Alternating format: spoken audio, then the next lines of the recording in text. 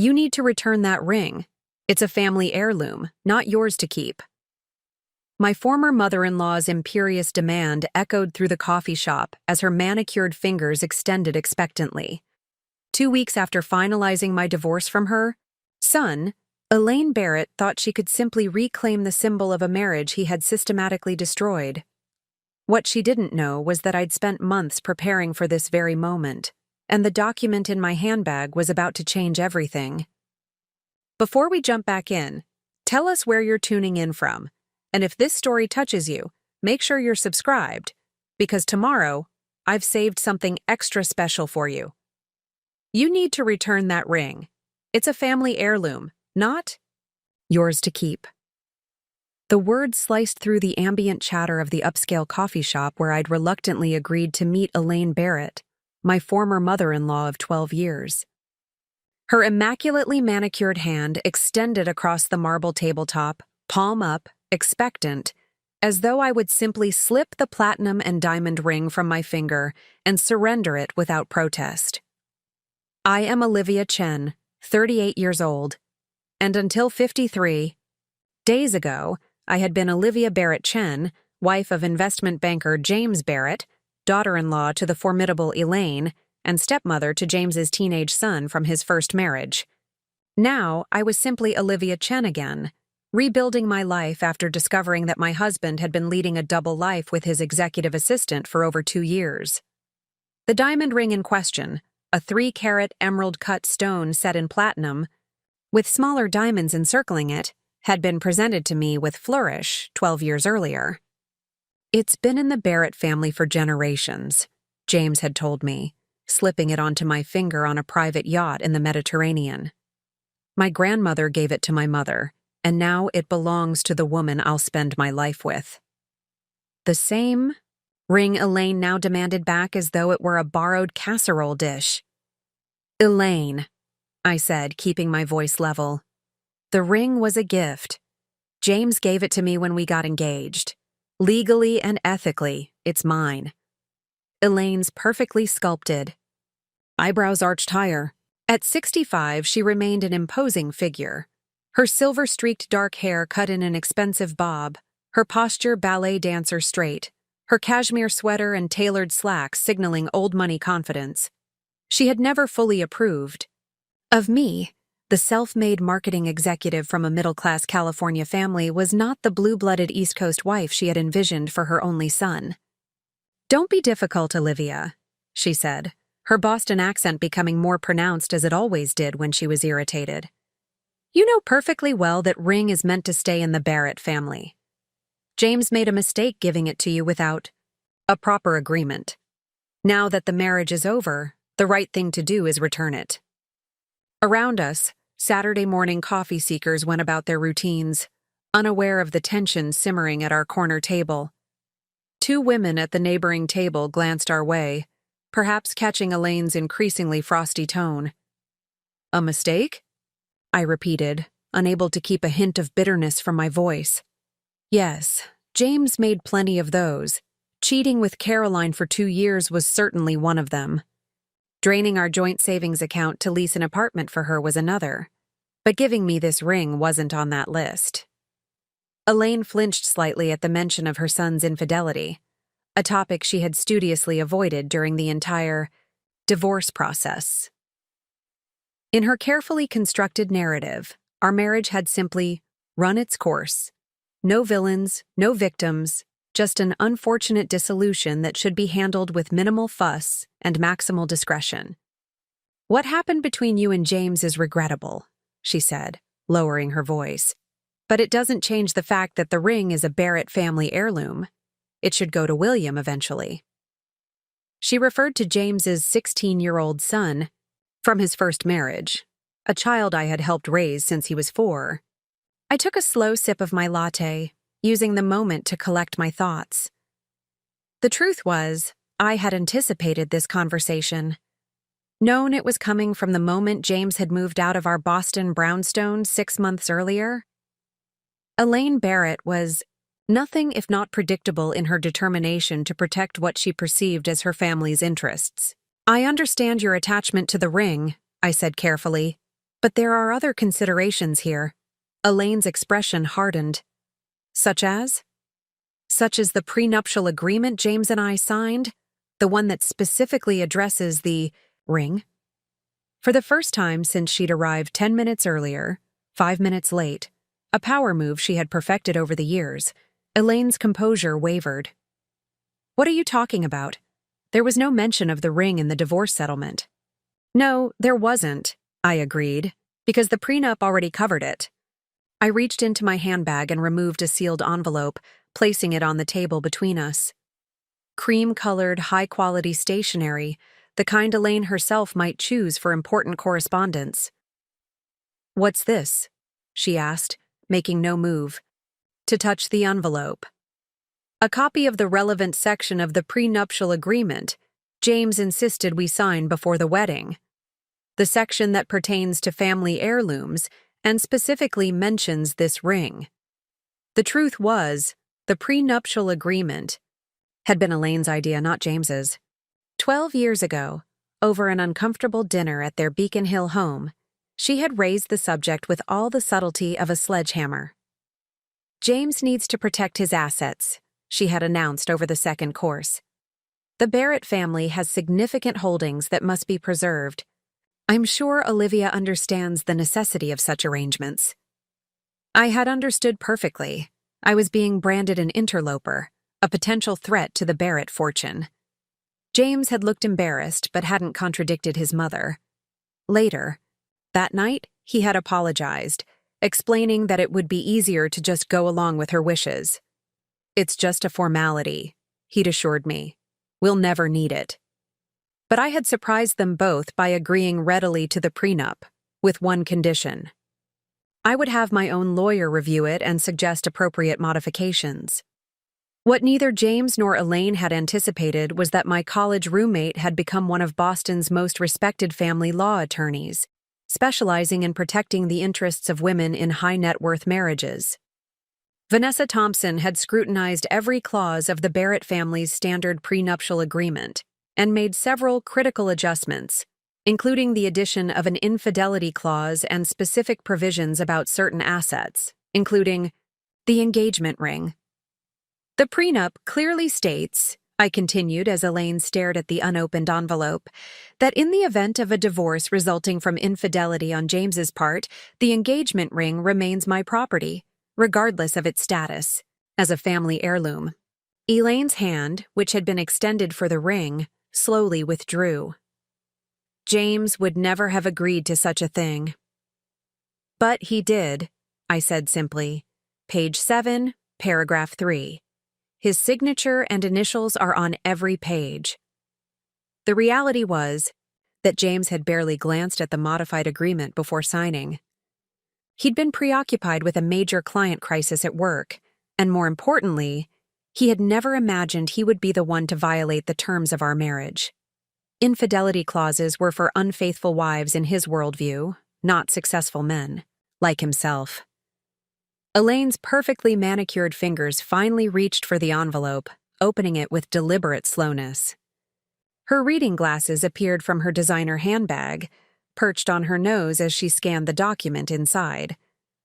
I watched her eyes move across the page, noting the exact moment when she reached the relevant clause. Her lips pressed into a thin, bloodless line. "This can't be legally binding," she said, but there was a new note in her voice, uncertainty. "It is," I assured her. "The divorce judge reviewed it personally. James's own attorney advised him not to contest it." What I didn't add was that James had been eager to finalize the divorce as quickly and quietly as possible.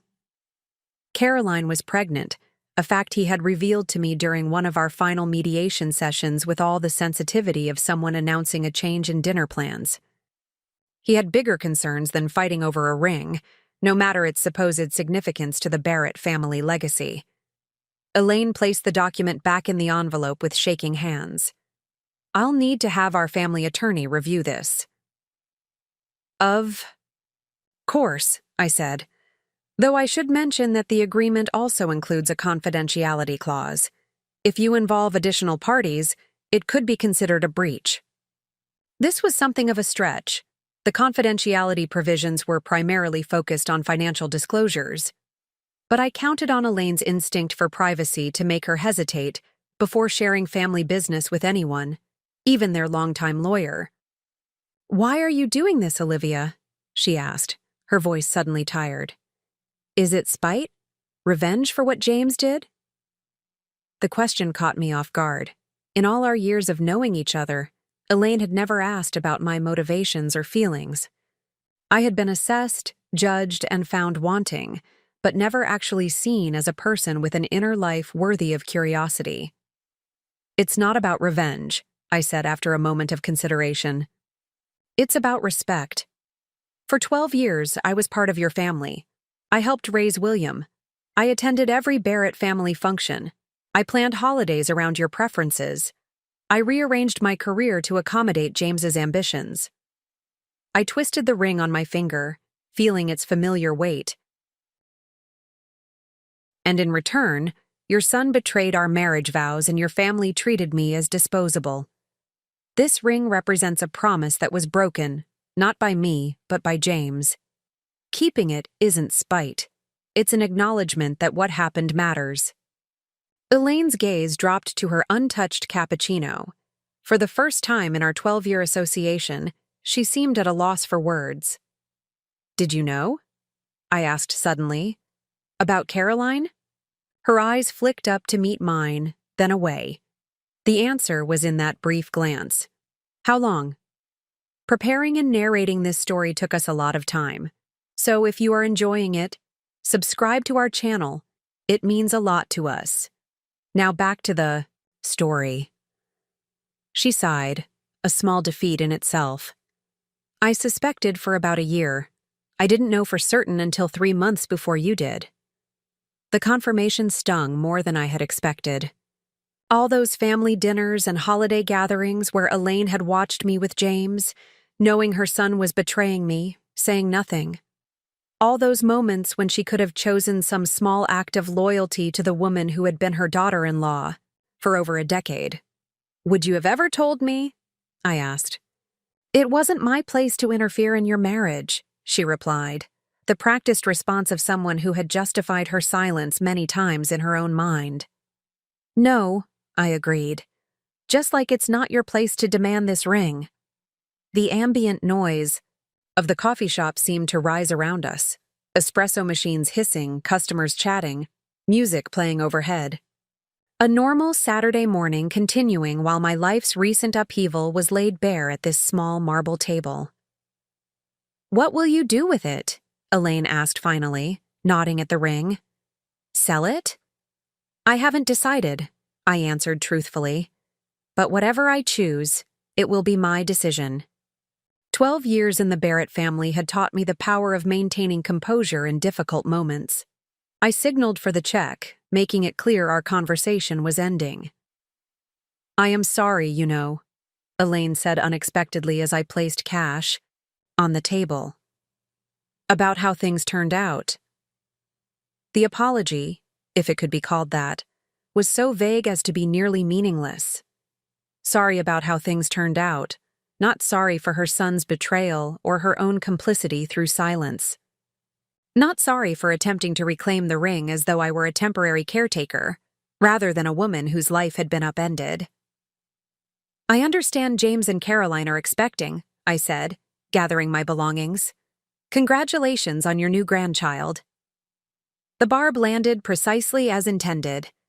Elaine's expression flickered with discomfort at the acknowledgement of the pregnancy that had begun during my marriage. "It's a complicated situation," she murmured. "Life often is," I agreed, standing to leave. "But some things are actually quite simple, like honoring agreements we've signed, like treating people with dignity even when relationships end." I buttoned my coat against the October chill waiting outside. "Goodbye, Elaine. I wish you and your family well." As I walked away, I could feel her eyes on my back, and the weight of the ring on my finger seemed different somehow, less a reminder of what I had lost and more a symbol of what I had gained. Self-respect, boundaries, the knowledge that I had advocated for myself when it mattered most. Outside, Boston's autumn air filled my lungs, crisp and clarifying. The sidewalks of Newbury Street were busy with weekend shoppers, tourists, and locals enjoying the fall colors. I joined their flow, anonymous among them, a woman reclaiming her life one small victory at a time. The ring caught the sunlight as I hailed a taxi, diamond facets throwing prisms against the vehicle's interior as I settled into the back seat. "Where to?" the driver asked. "South End," I replied, giving the address of the new apartment I had leased after selling the brownstone in Back Bay, a space that was entirely mine, untouched by Barrett family history or expectations. As the taxi pulled away from the curb, I glimpsed Elaine through the coffee shop window, still seated at our table, the cream-colored envelope open before her. Our eyes met briefly through the glass, and in that moment, something shifted between us. A final acknowledgement that the power dynamic she had relied upon for 12 years had been permanently altered. The prenuptial agreement tucked safely back in my handbag was more than a legal document. It was proof that even at the beginning of my marriage, some part of me had been wise enough to protect myself, to insist on provisions that recognized my value and dignity should the relationship end. That younger Olivia, standing firm against the intimidating Barrett family lawyers 12 years ago, had given today's Olivia an unexpected gift: the ability to walk away on her own terms, head high, ring firmly in place. The taxi turned a corner, and Elaine disappeared from view, along with the last obligation I had to the Barrett family. Ahead lay a future I was only beginning to reimagine, one where I defined my worth rather than seeking validation from others. The uncertainty was daunting, but also exhilarating. The 3-carat diamond caught the light again as I rested my hand on my lap. Whether I would eventually sell it, transform it into something new, or simply keep it as a reminder of lessons hard-learned remained to be decided. But like so many other aspects of my life now, that choice was mine alone to make. And in that freedom lay a kind of victory more valuable than any heirloom. The South End apartment I had leased 3 months earlier still felt like a temporary space rather than a home. Bathed in afternoon light from floor-to-ceiling windows, the open-concept living area was sparsely furnished with pieces I'd purchased in a whirlwind weekend after selling the Back Bay brownstone. The stark white walls remained undecorated, waiting for a vision I hadn't yet formulated. Like me, this space existed in a state of transition, its identity not fully formed. I placed my keys in the ceramic bowl on the entryway table, one of the few items I had taken from my former life, and slipped off my coat. The confrontation with Elaine had left me drained yet oddly energized, as though some long-held tension had finally found release. My phone buzzed with an incoming call. Vanessa Thompson, my attorney and college friend. "How did it go with the dragon lady?" she asked without preamble when I answered. "About as expected," I replied, moving to the kitchen to start a pot of tea. She demanded the ring. I produced the prenup. She retreated. "Any threats of legal action?"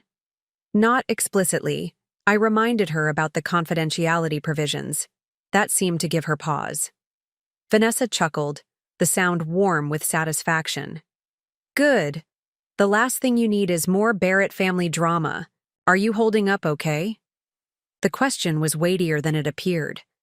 Vanessa had been witness to every phase of my unraveling marriage, from the first suspicions to the devastating confirmation of James's affair, through the tense negotiations, and finally to the clinical finality of signing divorce papers. She knew better than anyone the toll the past 6 months had taken. "I'm recalibrating," I said, choosing the word carefully. Having that final confrontation with Elaine feels significant, like closing a door. "Good. It's about time you started thinking about what comes next." What comes next? The phrase hovered in the air after we hung up, both promise and challenge. For 12 years, my life had been intricately interwoven with the Barretts, their expectations, their social calendar, their values. Even my career choices had been influenced by the assumptions of what made an appropriate wife for an up-and-coming investment banker. I had gradually shifted from creative marketing work that had once energized me to corporate communications roles that offered predictable hours and the right level of prestige. Now, at 38, I found myself with an unexpected chance to redefine everything. The tea kettle whistled, calling me back to the present moment. As I prepared my cup, a text message appeared from William, my former stepson. "Dad said you met with Grandma today. Are you okay?" The message squeezed my heart. William and I had maintained contact after the separation, despite James's obvious discomfort. At 16, the boy had his own opinions about his father's choices, and had made it clear he wasn't ready to lose me from his life.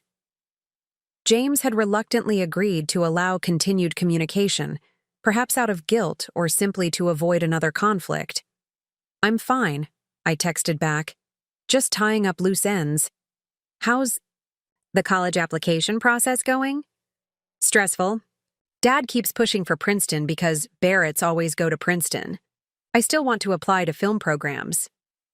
I smiled despite the twinge of sadness. William's passion for filmmaking had emerged when he was 12, and I had been the one to nurture it, finding summer programs, taking him to independent film festivals, defending his interests when James dismissed them as impractical. The Barrett family legacy of Ivy League educations and careers in finance or law loomed over him, but William had inherited none of his father's interest in those traditional paths. "Trust yourself," I wrote. "Your portfolio is excellent, and the right school will recognize your talent." 3 typing dots appeared, disappeared, then reappeared. "Can we still meet next weekend? Dad's taking Caroline to some pregnancy retreat thing, and Grandma's being extra intense about Princeton." "Of course. Museum of Fine Arts exhibition opening, then dinner?" "Perfect. Thanks, Liv." My tea had cooled slightly as I set the phone down. These exchanges with William represented one of the few aspects of my former life that I wasn't ready to leave behind. Despite having no biological connection, we had forged a relationship built on genuine understanding and shared interests. I had been the one to attend his film screenings when James was too busy, the one who defended his creative pursuits when the Barrett family dismissed them as hobbies rather than potential careers. The apartment phone rang, the building's front desk. "Ms. Chen, there's a delivery for you." Minutes later, I was signing for a large arrangement of white orchids. The card attached read simply, "Proud of you for standing your ground. Onward. Mom and Dad." I placed the elegant arrangement on my dining table, a splash of life against the apartment's minimalist backdrop. My parents, ever supportive though 5,000 miles away in California, must have heard about the meeting from Vanessa. Their simple acknowledgement made my eyes sting with sudden tears, not of sadness, but profound gratitude for their consistent presence. Unlike the Barretts, my parents had welcomed James unreservedly when we married, incorporating him into our family traditions without qualification. They had never made him feel that he needed to prove his worthiness. When the marriage dissolved, they had expressed sorrow but no judgment, offering support without smothering me with advice or expectations. "You've always known who you are, Olivia," my mother had said during one of our weekly calls after James moved out. "This situation doesn't change that fundamental truth." Her words came back to me now as I arranged the orchids. Who was I beneath the layers of Barrett expectations and compromises? Before becoming James's wife and William's stepmother, before reshaping my career to accommodate a banker's schedule and social obligations, who had Olivia Chen been? The question led me to a still unopened moving box labeled "personal" in my neat handwriting. I had brought surprisingly little from my previous life, mostly clothes, books, and a few sentimental items, deliberately leaving behind furniture and decorative pieces that carried memories of my marriage. Settling cross-legged on the floor, I opened the box for the first time since moving in.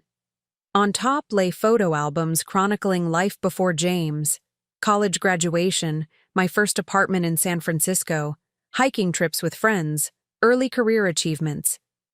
Beneath these was a portfolio containing designs and campaign concepts from my years in creative marketing. I flipped through the portfolio, rediscovering work that had once filled me with pride and excitement. Innovative campaigns for small, tech startups, nonprofits, and arts organizations, clients who couldn't pay premium rates but offered creative freedom. The work was bold, distinctive, occasionally risky. Award-winning, even. Deeper in the box, I found journals from my 20s, filled with goals and dreams that had nothing to do with marriage or social status. Dreams of starting my own agency focused on mission-driven organizations, plans for international work. Ambitions I had gradually shelved as my relationship with James deepened, and the Barrett family's expectations became the dominant force shaping our shared life.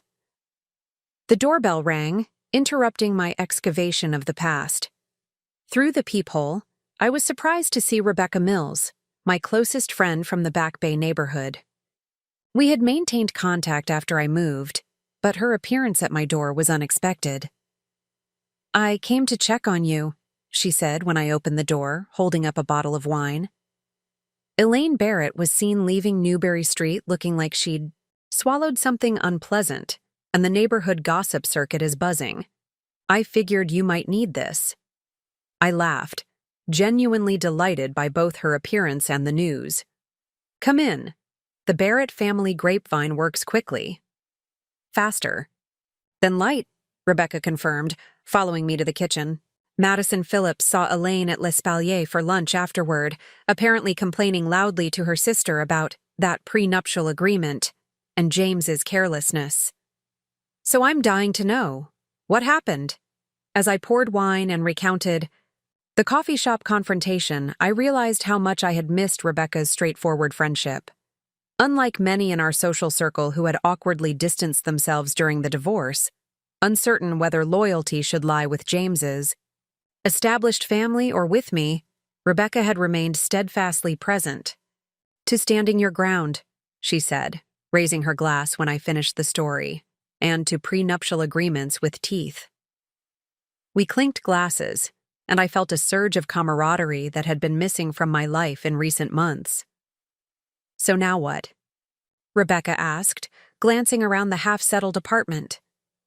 "Please tell me you're finally considering that agency idea you used to talk about. The one for mission-driven organizations."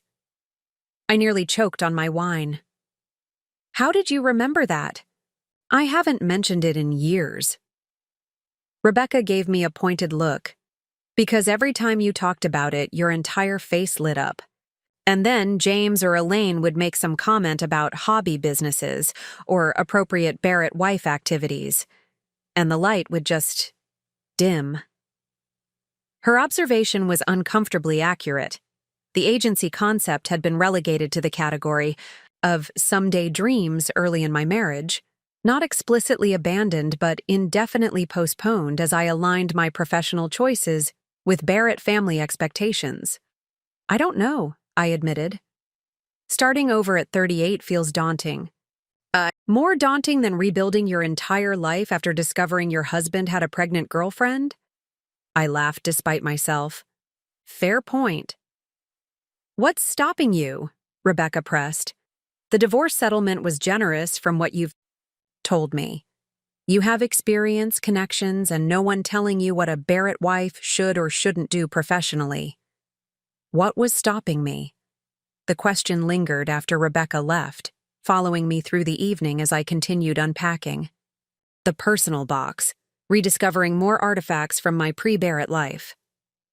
College awards for marketing campaigns, letters of recommendation from early mentors. A business plan draft from 15 years earlier, outlining the agency I had once dreamed of creating. The pages were yellowed slightly at the edges, but the vision described there still resonated. An agency specializing in organizations with social impact missions, combining strategic marketing with authentic storytelling. I had envisioned a different kind of client relationship. Partnerships rather than traditional service provision, with compensation models that worked for nonprofits and early-stage social enterprises. As night fell over Boston, I found myself, at my laptop, researching the current landscape of marketing agencies serving mission-driven organizations. The field had evolved since I had first conceived my plan, but the core need remained. Organizations doing important work often lacked the marketing resources to amplify their impact. Almost without conscious decision, I opened a new document and began typing, updating the old business plan with insights from my years in corporate communications. The work flowed effortlessly, hours passing unnoticed as concepts took shape on the screen. At 2 a.m., my phone buzzed with a text from James, the first direct communication we'd had outside of lawyers' offices in months. "My mother says you're keeping the ring out of spite. Reconsider. Caroline is uncomfortable with the situation." The message was so perfectly, predictably James that I almost laughed.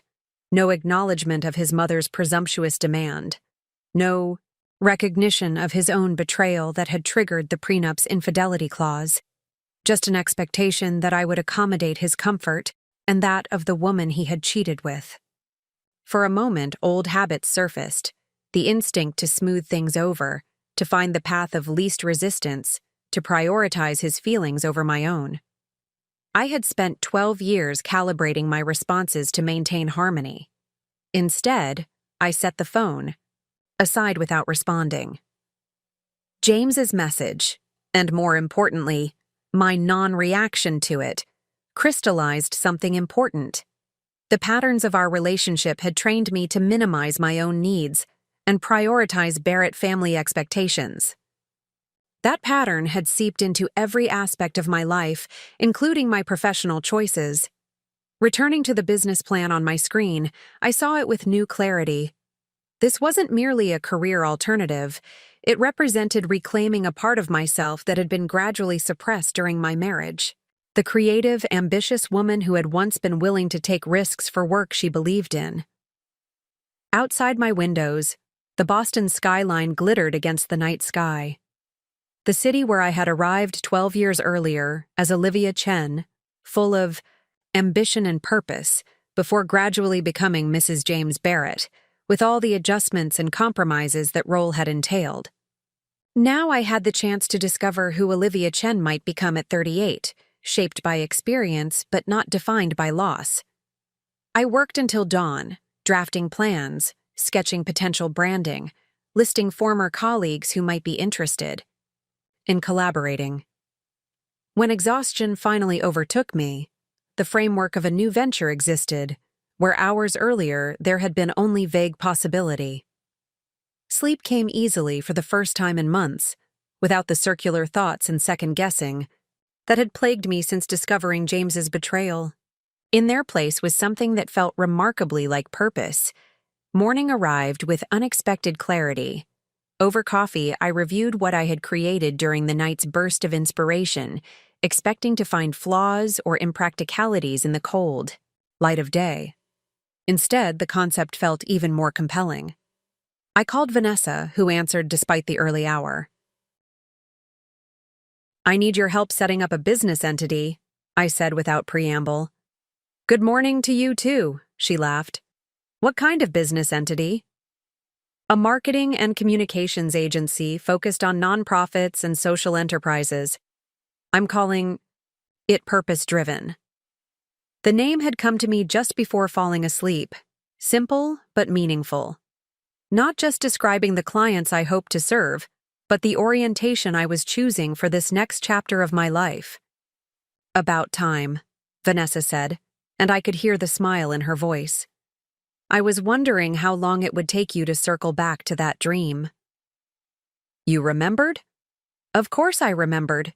You talked about it constantly in college and for years." "Afterward. Then you married into the Barrett family, and suddenly it was all about realistic career paths and appropriate positions. I always hoped you'd find your way back to it." Her words confirmed what Rebecca had observed. that those who truly knew me had recognized how much I had adapted to fit into the Barrett world, sometimes at the expense of my own ambitions. I think I needed to prove something to myself first, I said. That I could stand firm against Elaine, that I could enforce the prenup's terms. Small victories that reminded me I have agency. And the ring? Vanessa asked. What will you do with it? The question brought me back to the 3-carat diamond still on my finger, a symbol that had transformed from engagement promise to divorce victory. I twisted it thoughtfully, feeling its familiar weight. I'm going to sell it, I decided. Use the proceeds as seed capital for the agency. The decision, made in that moment, felt perfectly right. Transforming a symbol of my past into investment in my future. Poetic justice, Vanessa approved. The Barrett family heirloom funding your independence. Elaine will have an aneurysm. This isn't about the Barretts anymore, I said, surprising myself with the truth of the statement. It's about what I'm building next. After ending the call, I glanced around my half-furnished apartment with new eyes. The blank walls that had seemed like voids now looked like canvases waiting for intention. The sparse furniture represented not what I had lost, but the opportunity to choose with. Purpose what would occupy my space. My phone buzzed with another text from James. Did you get my message about the ring? Please respond.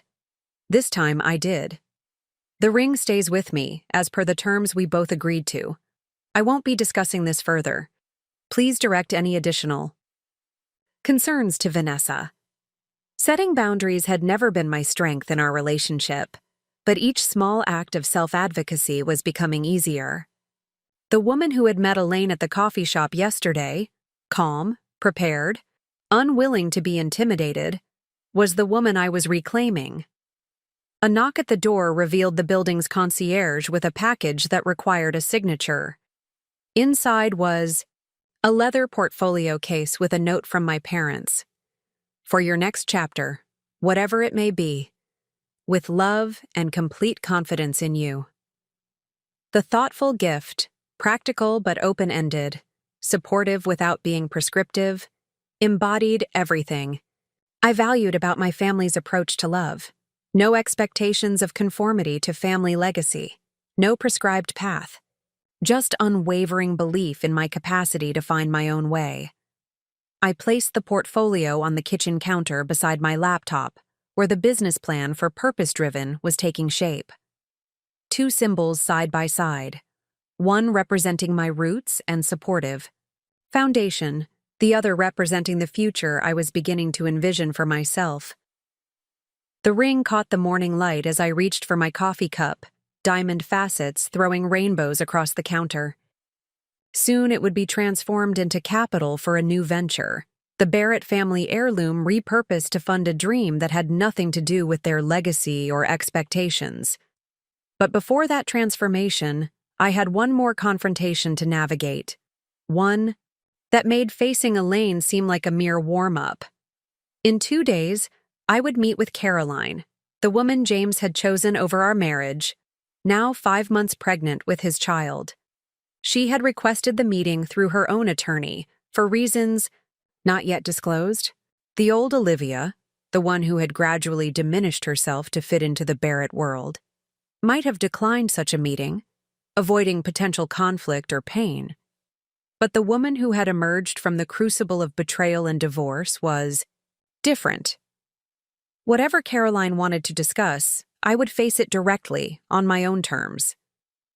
The momentum of reclaiming my life, professionally, personally, even spiritually, had begun with standing firm against Elaine's demand for the ring. Each step since then had built upon that foundation of self-advocacy. Meeting with Caroline would be another step in that progression, another opportunity to engage with my new reality from a position of integrity rather than victimhood. Outside my windows, Boston continued its Sunday morning rhythms, church bells ringing, joggers along the Commonwealth Avenue Mall, brunchers filling sidewalk cafes, life continuing, evolving, making space for new beginnings amid endings. I opened my laptop and returned to the business plan, adding notes about potential office spaces, initial staffing needs, and marketing approaches. The work felt right in a way that my corporate communications positions never had, aligned with both my skills and my values, challenging in ways that energized rather than depleted me. A text from William arrived. Dad's being weird about our plans next weekend. Said I should give you space. I told him that was BS. I smiled at the teenager's directness. Our plans stand unless you want to change them. Museum, then dinner. Perfect. Working on a new short film. Can't wait to show you. These exchanges with William represented the one aspect of my Barrett life that remained precious. We had forged a relationship based on genuine connection rather than obligation, and I was determined to maintain it despite the complications of the divorce. As morning shifted to afternoon, I continued developing the framework for purpose-driven, occasionally pausing to unpack another box or arrange a piece of furniture. The apartment gradually became less a transitional space and more an expression of emerging intention. The blank walls began to suggest possibilities for art I might choose, not to match decorator-selected furniture as in the brownstone, but to reflect what genuinely moved me. By evening, I had scheduled meetings with 3 potential clients, nonprofits where I had connections through volunteer work I'd done over the years. I had reached out to 2 former colleagues who had always impressed me with their creativity and integrity, inviting them to discuss possible collaboration. I had researched commercial real estate options in neighborhoods that aligned with the agency's ethos: movement, progress, purpose. The diamond ring remained on my finger for now, a reminder of both what I had survived and what I was building. When the time came to sell it, the act would not be one of anger or revenge, but of transformation and reinvestment in my own potential. The confrontation with Elaine had been necessary, a test of whether I could enforce boundaries with the formidable Barrett family. But the real victory wasn't keeping the ring. It was rediscovering the woman who had existed before becoming a Barrett by marriage. The creative, ambitious woman who had once dreamed of building something meaningful. The woman who was now emerging, again, stronger for having navigated loss and betrayal. As night fell over Boston once more, I stood at my windows looking out at the city lights. For the first time since James had revealed his affair 6 months earlier, I felt genuinely grateful for the disruption that had forced me to rebuild. Without that painful upheaval, I might have continued indefinitely in the comfortable but constrained identity of Mrs. James Barrett, gradually forgetting the dreams and ambitions that had once defined Olivia Chen. The aftermath of betrayal and divorce had not destroyed me. It had clarified what mattered most. Not the Barrett family approval I had unconsciously sought for years. Not the social status of being married to a successful investment banker. Not even the validation of keeping a valuable diamond ring against Elaine's demands. What mattered was reclaiming agency over my own story. Rebuilding based on authentic values rather than external expectations. Creating work that reflected my deepest commitments rather than what seemed practical or appropriate. The woman who had met Elaine in that coffee shop was not the same woman who had received divorce papers 6 months earlier. She was stronger, clearer, more firmly rooted in her own worth. The confrontation had been not just about a ring, but about establishing that this new version of Olivia Chen would not be intimidated or manipulated. Not by Elaine, not by James, not by anyone. Whatever Caroline wanted to discuss in our upcoming meeting, I would approach it from this same centered place, not seeking conflict, but not avoiding necessary confrontation either, setting appropriate boundaries while remaining open to possibilities I couldn't yet imagine. The aftermath of my marriage's end was giving way to something new, not just survival, but genuine reinvention. Purpose-driven was more than a business concept. It was a declaration of intent for how I would live this next chapter, purposefully, authentically, on my own terms. The diamond caught the light one last time as I turned away from the window, ready to continue creating the foundation for whatever came next.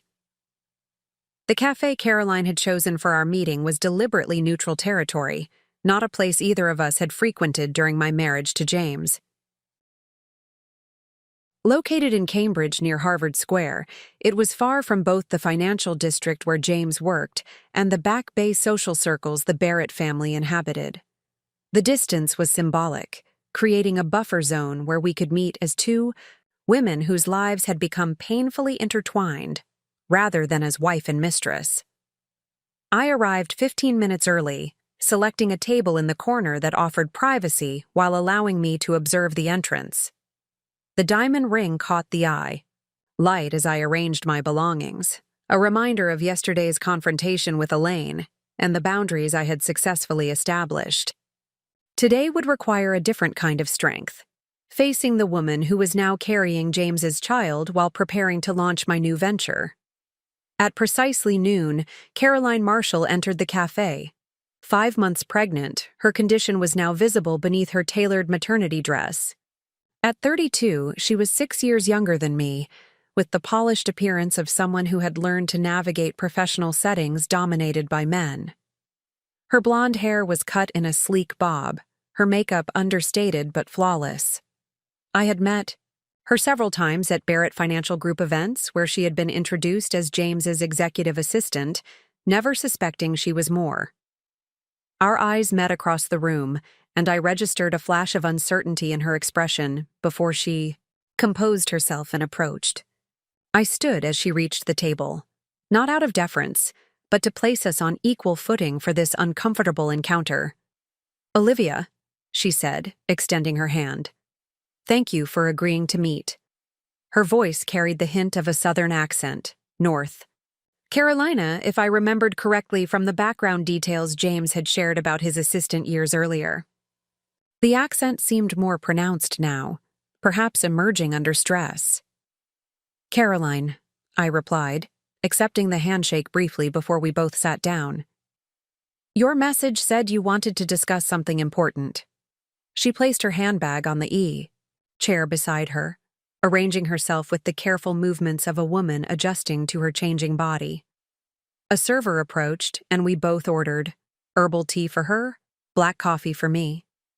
The mundane exchange created a momentary respite from the tension between us. "I know this is uncomfortable," Caroline began once the server departed, "and I appreciate you being willing to talk directly rather than through attorneys." I remained silent, waiting. This meeting had been her request, and I had no intention of making it easier by filling the awkward space between us with pleasantries or reassurances. Caroline's fingers twisted together on the table, a gesture of nervousness at odds with her otherwise composed appearance. "I wanted to talk to you about William.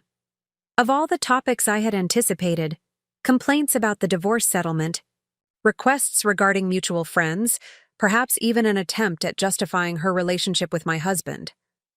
William's name had not been on the list." "What about William?"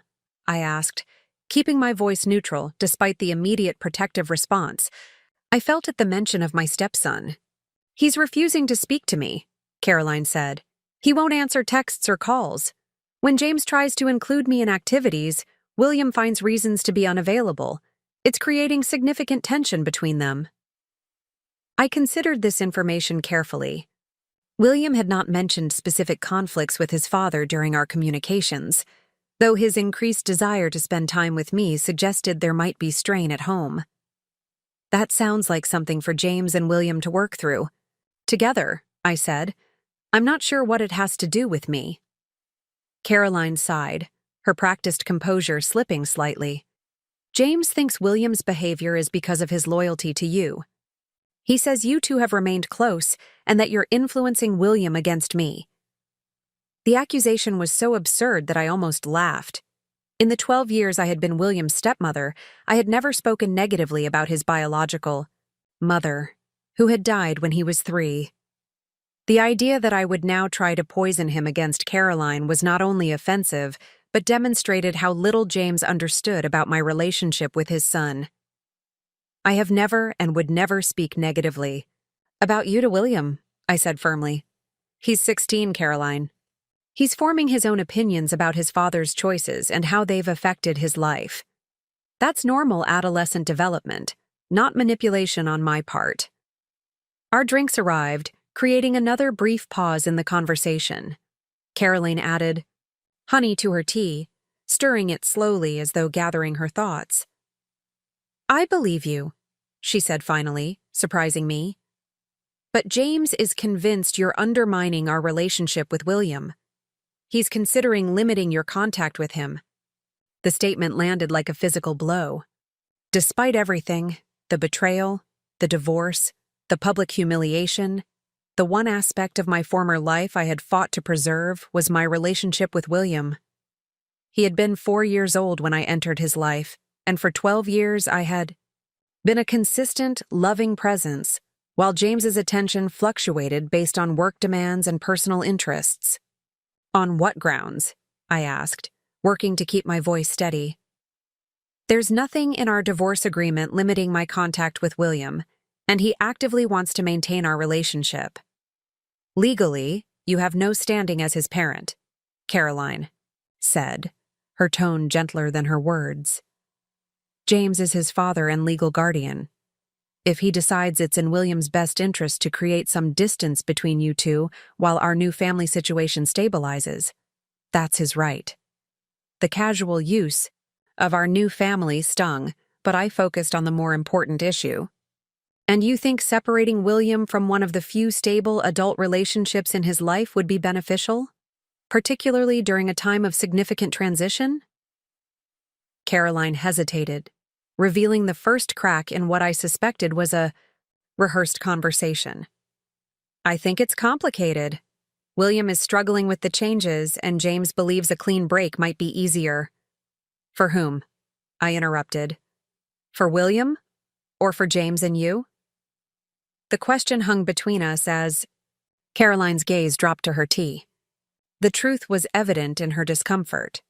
This wasn't about William's well-being. It was about removing complications from their new life together.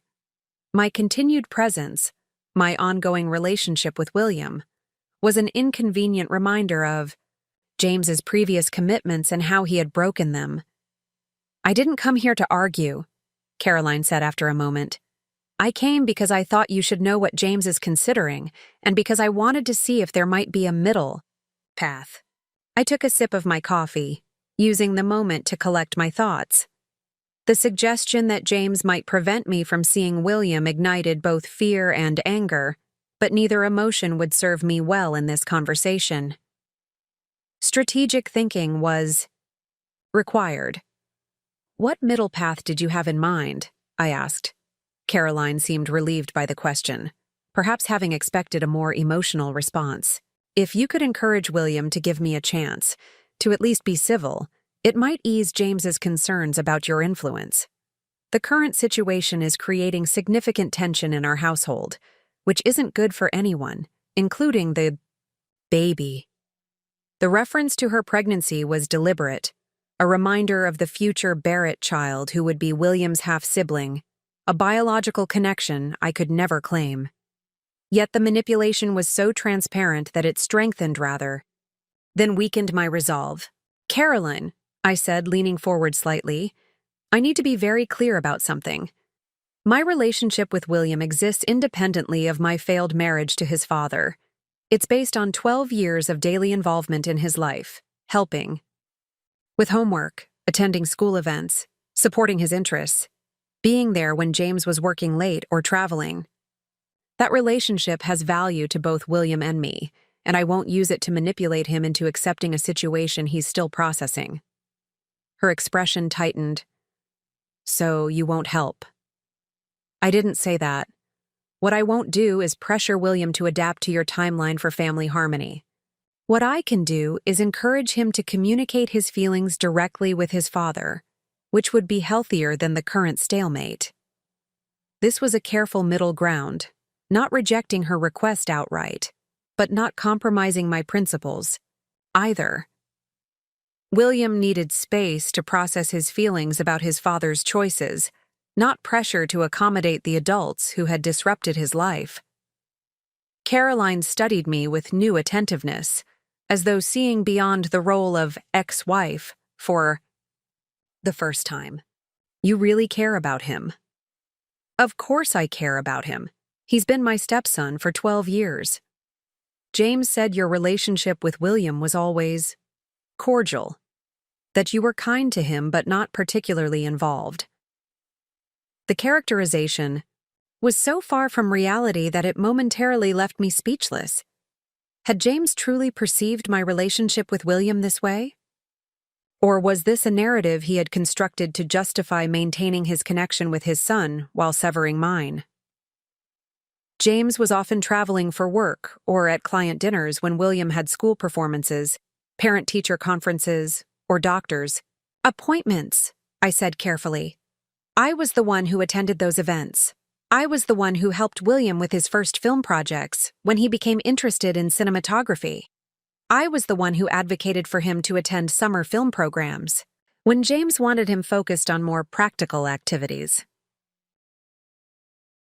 Caroline's expression shifted subtly, suggesting this information didn't align with whatever James had told her about my role in William's life. I didn't know, she said simply. There's probably a lot you don't know, I replied, without malice. Just as there was a lot I didn't know about James's capacity for deception. The comment landed more sharply than I had intended, and Caroline flinched slightly. I hadn't come to wound her, but neither would I pretend that her relationship with James hadn't begun with betrayal. Of me, of our marriage vows, of the family unit William relied upon. I'm not proud of how things started between James and me, she said after a moment, her voice quieter.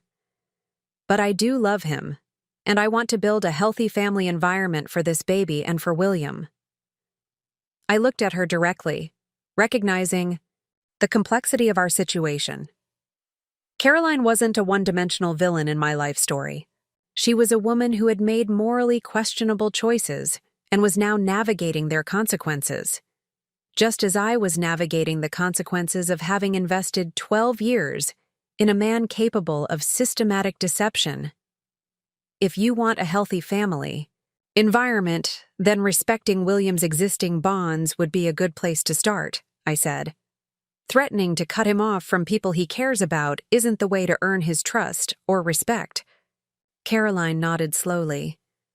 That's fair, but I still need your help. If not in convincing William to accept me, then at least in not encouraging his current resistance.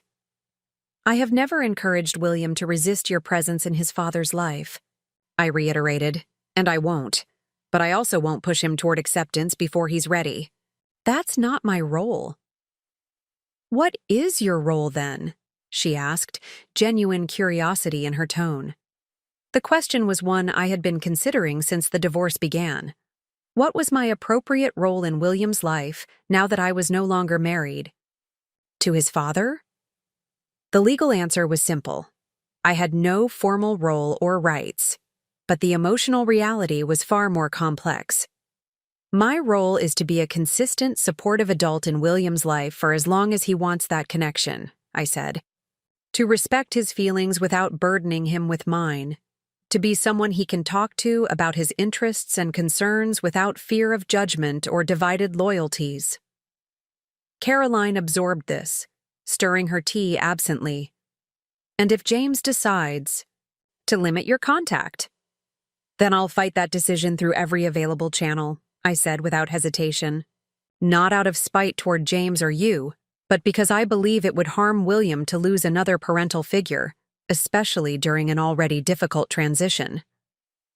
The determination in my voice seemed to surprise her. Perhaps she had expected me to be the same conflict-avoidant woman James had described, the wife who had prioritized harmony over advocacy, even for herself. That woman had signed divorce papers 6 months ago. In her place stood someone who had discovered her capacity for principled confrontation, first with James, then with Elaine, and now with Caroline. I'll talk to James, she said finally. Suggest that he reconsider. Thank you, I replied, recognizing the concession. And I'll encourage William to communicate more directly with his father about his feelings. which would be healthier than the current situation. A tentative truce established, we moved to less contentious topics, the practical details of navigating our unusual connection through William. We established some basic guidelines about school events we might both attend and holiday arrangements that would allow William time with each of us.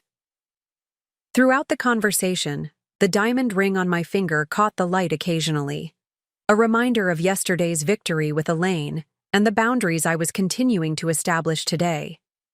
We prepared to leave the cafe an hour later. Caroline hesitated. James mentioned that his mother asked you to return the family ring. I tensed, anticipating another confrontation. She did. And you refused. The prenuptial agreement is clear about the ring remaining with me in the event of a divorce resulting from infidelity, I said, the legal language creating emotional distance from the painful reality it described. Caroline's gaze dropped to her hands. I know this doesn't mean much coming from me, but I am sorry for the pain our choices caused you. Not sorry enough to have made different decisions. I do love James, and we're building a life together, but sorry for the hurt nonetheless. The apology, limited as it was, seemed genuine. Not enough to erase the betrayal, but an acknowledgement of its impact. I nodded, accepting it for what it was. The ring isn't about you, I said honestly. It's about establishing that I won't be manipulated by the Barrett family anymore. And practically speaking, I plan to sell it to fund a new business venture. Caroline looked up, surprise evident in her expression. What kind of business? A marketing agency focused on mission-driven organizations, I said, hearing the conviction in my own voice. Something I've wanted to do for years but set aside during my marriage. Understanding flickered across her face. Because it didn't fit the Barrett wife image. Exactly. A moment of unexpected connection passed between us. Two women who had experienced in different ways the gravitational pull of the Barrett family expectations. Caroline was now entering the orbit I had left, would likely face similar pressures to conform to their vision of appropriate roles and aspirations. Good luck with your agency, she said as we parted outside the cafe. And thank you for being willing to meet. It was clarifying. For me as well, I replied. We went our separate ways, Caroline toward the life with James that she had, chosen despite its complicated beginnings, and I toward the independent future I was creating for myself. The conversation had been difficult, but necessary, establishing new boundaries while finding workable compromises. As I walked toward the IT station, my phone buzzed with a text from William. Dad's being weird. Says we need to talk about the future. Is something going on? The timing suggested James and Caroline had been in communication during or immediately after our meeting. I considered how to respond, balancing honesty with appropriate boundaries around what a 16-year-old should manage. I met with Caroline. Today, I wrote, we discussed ways to make transitions easier for everyone, including you. Your dad probably wants to follow up on that conversation. Be honest about your feelings, but try to listen too. His response came quickly.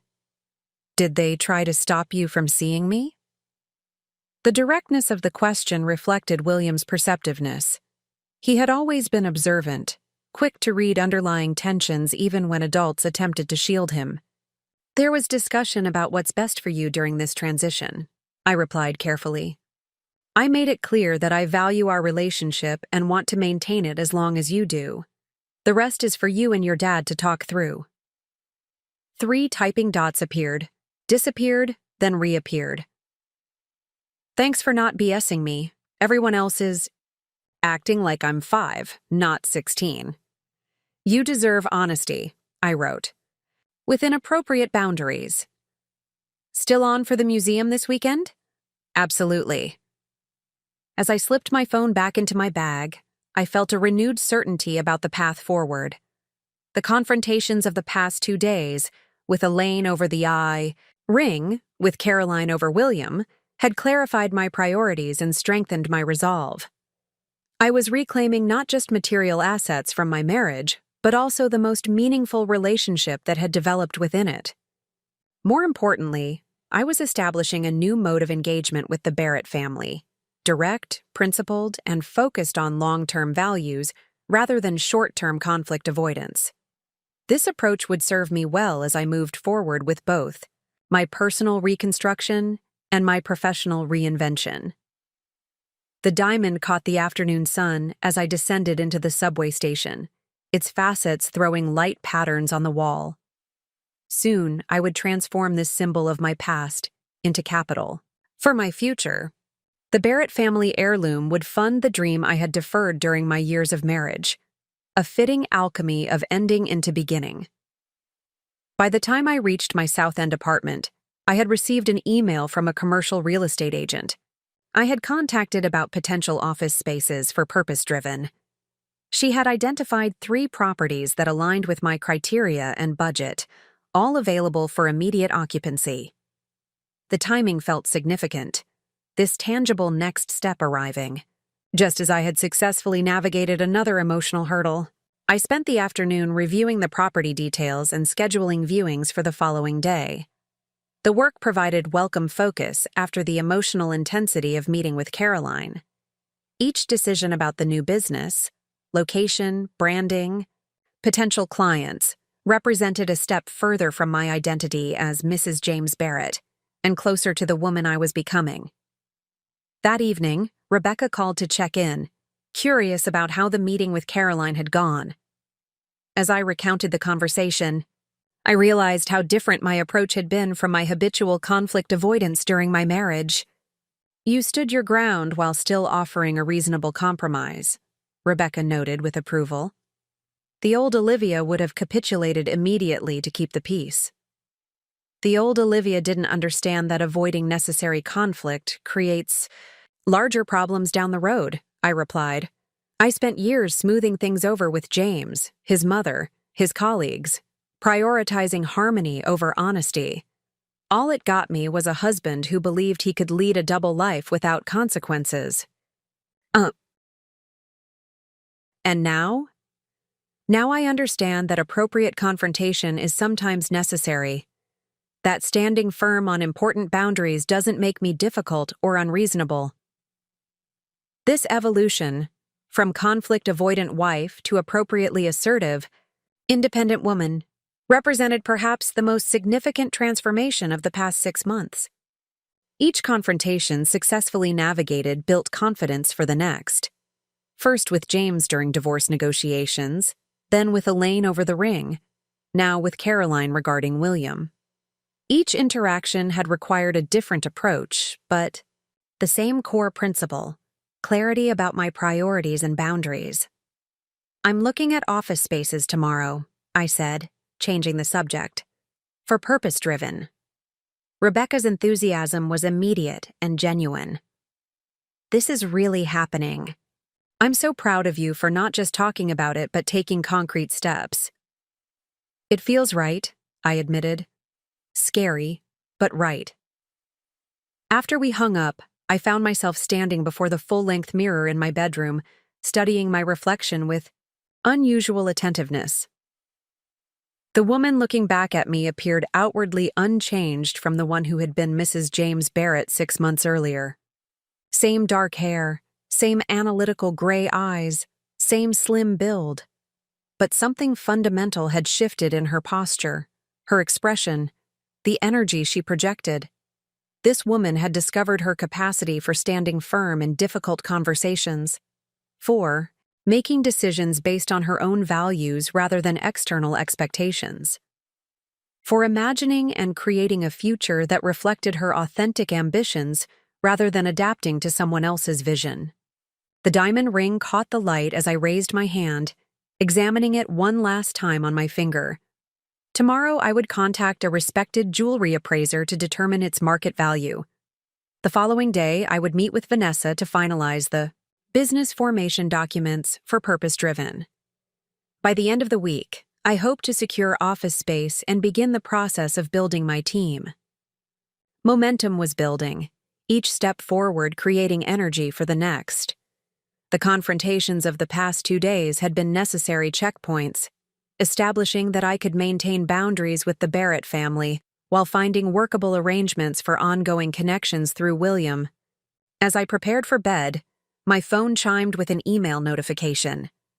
The message was from James, the first direct communication initiated by him rather than his lawyers since our separation began. "Olivia," it read, "Caroline shared the details of your conversation today. I appreciate your willingness to meet with her and to consider the complexity of our current situation regarding William. After reflection, I agree that maintaining his relationship with you is important for his stability during this transition. I would like to discuss a formal arrangement that acknowledges your role in his life while respecting appropriate boundaries as we all move forward. Please let me know if you're open to such a conversation." The message was unexpectedly reasonable, far from the threatened limitation of my contact with William that Caroline had conveyed. Something about our meeting had shifted the dynamic, perhaps forcing both James and Caroline to recognize that my relationship with William was based on genuine connection rather than an attempt to maintain influence over my ex-husband's life. I drafted a brief response. I'm open to discussing arrangements that prioritize William's well-being and respect his desire to maintain relationships with all the adults in his life. Vanessa can coordinate with your attorney to schedule a conversation.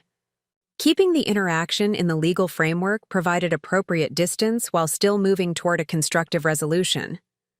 James had broken my trust too thoroughly for direct negotiation. Having attorneys present would ensure clarity and enforceability of any agreement we reached. As I set my phone on the nightstand, I felt a sense of closure beginning to form around the emotional debris of my ended marriage. Not completion. There would be more difficult conversations, more boundaries to establish, more moments of grief for what had been lost, but a framework for moving forward with integrity and purpose.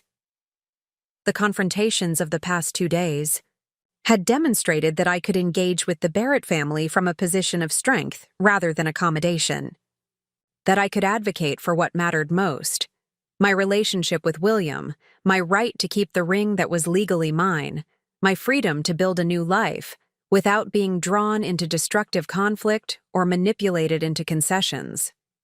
This was the foundation upon which I would build whatever came next.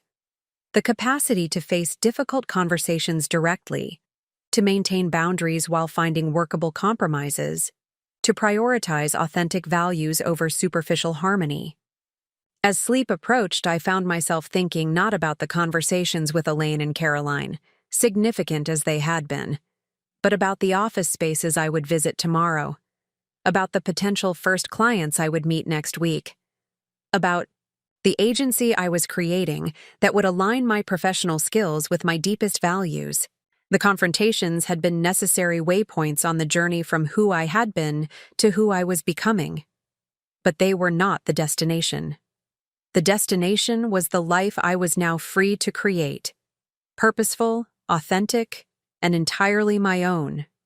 The commercial real estate agent, Diane Mendez, met me outside a brick building in Fort Point, a former industrial district that had evolved into a hub for creative businesses and technology startups. Sunlight glinted off the harbor visible at the end of the street, and the crisp October air carried the salt scent of the water. "This is the third and final space we'll see today," Diane said, unlocking the entrance. "I saved it for last because I think it might be exactly what you described." The first 2 properties we had visited that morning had been adequate but uninspiring. Conventional office spaces with drop ceilings and fluorescent lighting, functional but lacking character. Neither had felt right for the vision of purpose-driven that was taking shape in my mind. We climbed a restored wooden staircase to the 4th floor, where Diane unlocked a heavy door to reveal an open loft space with exposed brick walls, wooden beams crossing the high ceiling, and tall windows that filled the room with natural light. The 200 square feet had been minimally divided, a conference area, 2 private offices, and a central workspace that could accommodate 4 to 6 desks. The previous tenant was an architectural firm that relocated to larger quarters, Diane explained. They installed the high-end lighting and data infrastructure less than 2 years ago. The building owner has upgraded all systems, HVAC, electrical, security, to accommodate creative and tech businesses. I moved through the space, already envisioning how it could function for purpose-driven. The conference area would be where we presented concepts to clients. The central workspace would foster the collaboration essential to creative marketing. The privacy of the individual offices would allow for focused work and confidential conversations. "What's the lease term?" I asked, standing by the windows that overlooked the channel where boats moved between the harbor and the inner bay. "Flexible," Diane replied. "Minimum 1 year, with options for 3 or 5. The owner prefers longer-term tenants, but understands that startups need runway to establish themselves." The space embodied everything I had described to Diane in our initial consultation: character, natural light, location near public transportation, and room for growth without excessive overhead. More importantly, it felt right in a way that transcended the practical checklist. This could be the physical foundation for the business I had dreamed of building for years. "I'd like to move forward," I said, turning away from the view. "When could we sign a lease?" Diane's eyes widened slightly at my decisiveness. "I can have the paperwork prepared by tomorrow morning. The space is available immediately." "Perfect." As we descended the stairs, I felt a surge of both excitement and apprehension. This was the first major financial commitment I had made, independently since the divorce, a tangible step toward rebuilding my life on my terms. The monthly rent would be manageable with my settlement funds, but represented a significant investment in an unproven venture. Outside, we confirmed details for the following day's meeting with the building owner, as Diane departed for her next appointment.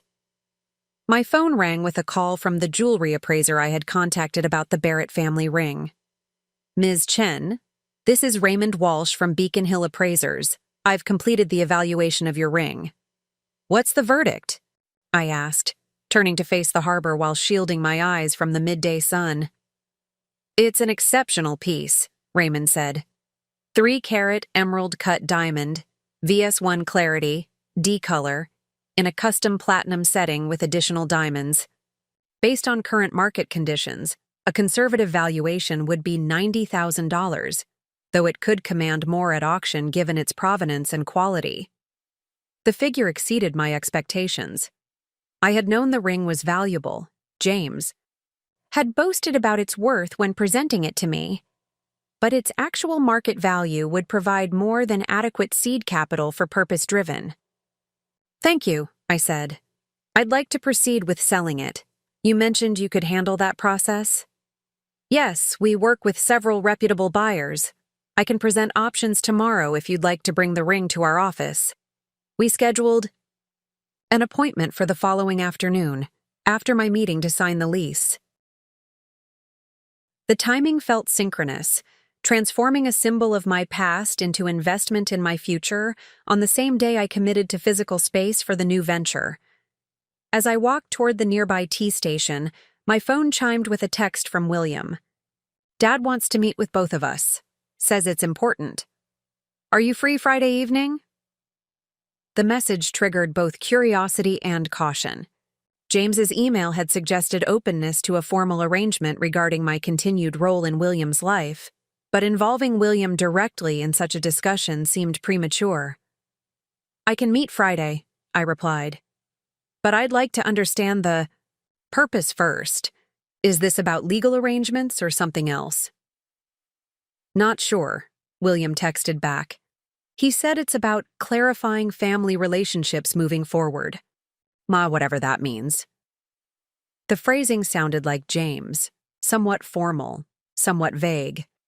Family relationships could encompass anything from practical co-parenting arrangements to emotional expectations about how we would all interact at William's future graduation or wedding.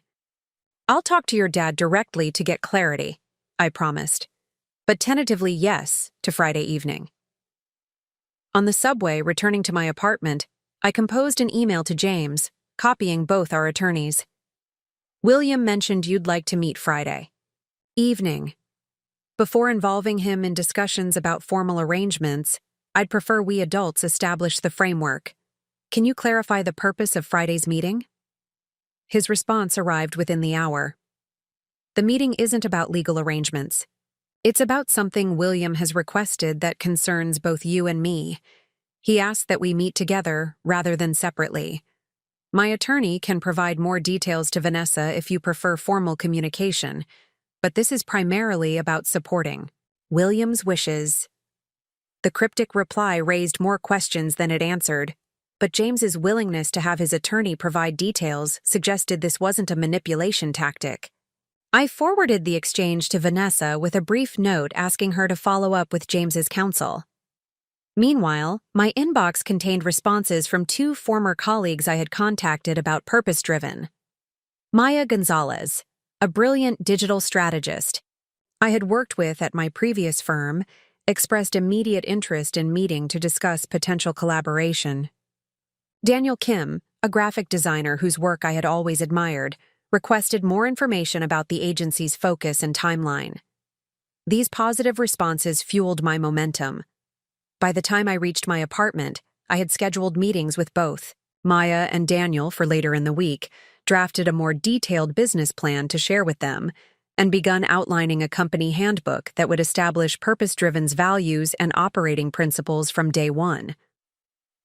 The afternoon passed in Daciorsa, a productive flow of planning and preparation, interrupted only by a call from Vanessa with information about Friday's meeting. I spoke with James's attorney, she said. Apparently, William has approached James about a legal issue that would involve you. He specifically requested that the 3 of you discuss it together initially, before bringing in lawyers. Did they give any hint about what this legal issue might be? I asked, puzzled by the mystery. Nothing specific, but they assured me it's not about limiting your contact with William. If anything, it may be the opposite. This cryptic response only deepened my curiosity, but I trusted Vanessa's assessment. So, you think I should attend without you? For an initial conversation, yes. William's old enough to advocate for his own interests, and James seems to be respecting that. Just don't agree to anything concrete without legal review. After ending the call, I found myself staring at the diamond ring that had become a central character in my recent confrontations. Tomorrow it would be appraised and prepared for sale, the first step in its transformation from Barrett family, heirloom to capital for purpose-driven. The symmetry felt appropriate, reclaiming value from the past to invest in a future of my own design. The following morning dawned clear and bright, the kind of perfect fall day that showcases Boston at its best. I dressed with special care for my meeting with the building owner, a tailored pantsuit in deep teal that projected confidence and creativity, paired with simple gold jewelry that had been gifts from my parents rather than James. The lease signing proceeded smoothly, with terms even more favorable than I had anticipated. The building owner, impressed by my business concept and professional background, offered 2 months of reduced rent to accommodate the startup phase. By noon, I held keys to Purpose-Driven's physical home, a tangible manifestation of the vision that had sustained me through the darkest moments of my divorce. From there, I proceeded directly to Beacon Hill Appraisers, where Raymond Walsh confirmed his valuation and presented options for selling the ring. There are several approaches, he explained, presenting a detailed document outlining each possibility. A private buyer would offer immediate liquidity but possibly a lower price. An auction would likely maximize value but requires more time. Consignment with a high-end jeweler splits the difference. I studied the options, weighing immediate capital needs against potential value. Purpose-Driven had startup funds from my divorce settlement, but additional capital would accelerate growth and provide longer runway before revenue needed to cover all expenses. I'd like to pursue the auction option, I decided. The timeline works with my business launch plans, and maximizing value makes strategic sense. Excellent choice, Raymond agreed. Christie's has an important jewelry auction in 6 weeks that would be perfect for a piece of this caliber. I can handle all arrangements if you're comfortable proceeding. I removed the ring that had adorned my left hand for 12 years, experiencing a momentary twinge that had less to do with sentiment than with the tangible finality of the gesture. This wasn't just about selling a valuable asset. It was about releasing the last physical connection to my marriage.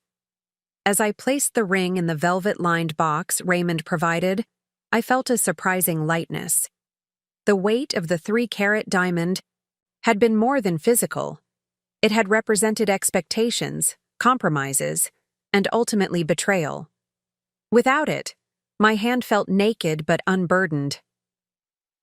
"We'll need you to sign these consignment documents," Raymond said, presenting a folder of paperwork. "And we'll want to document the provenance of the ring, which can enhance its value at auction." I hesitated, considering how much of the ring's history to disclose. Its status as a Barrett family heirloom would indeed increase its market appeal, but narratives have power. Did I want this object that had featured so prominently in my own story to carry my name forward attached to the Barrett legacy? "The ring belonged to my former mother-in-law and her mother before her," I said carefully. "But I'd prefer not to have my name or my ex-husband's family name explicitly mentioned in the auction materials. The quality of the piece should speak for itself." Raymond nodded, making a note in his file.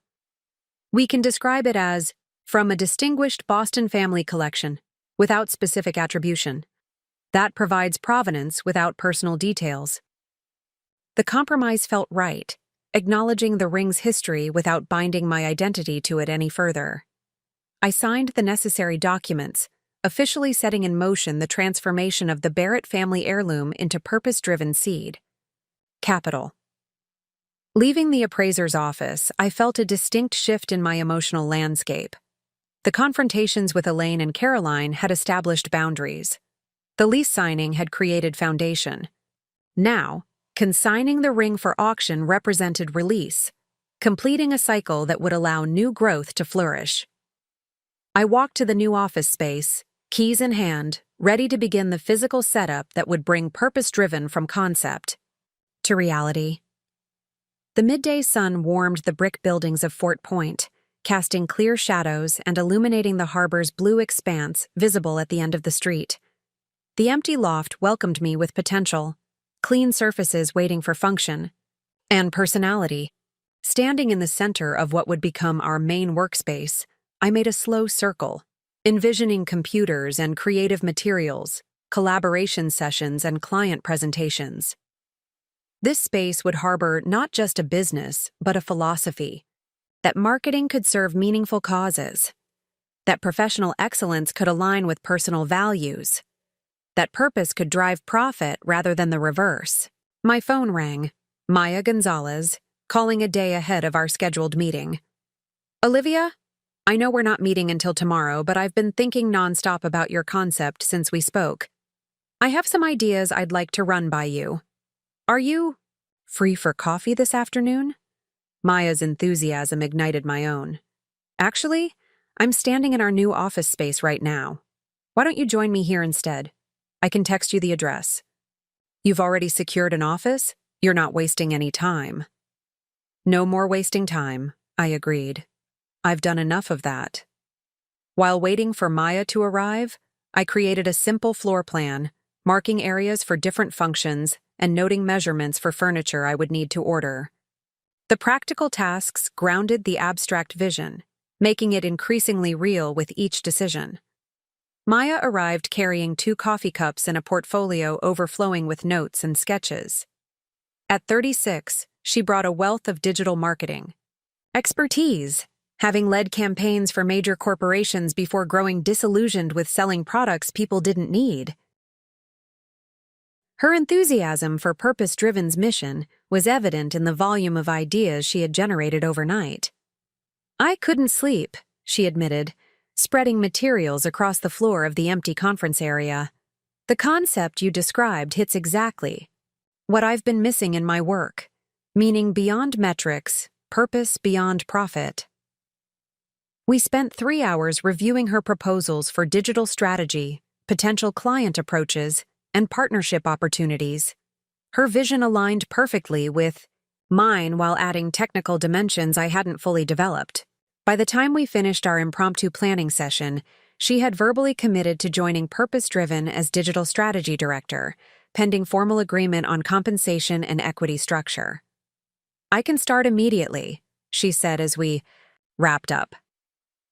"I've been freelancing since leaving Apex Digital, so there's no notice period to navigate." Her readiness accelerated my timeline significantly. With Maya on board, we could begin client outreach sooner than I had planned, leveraging her technical expertise alongside my strategic vision.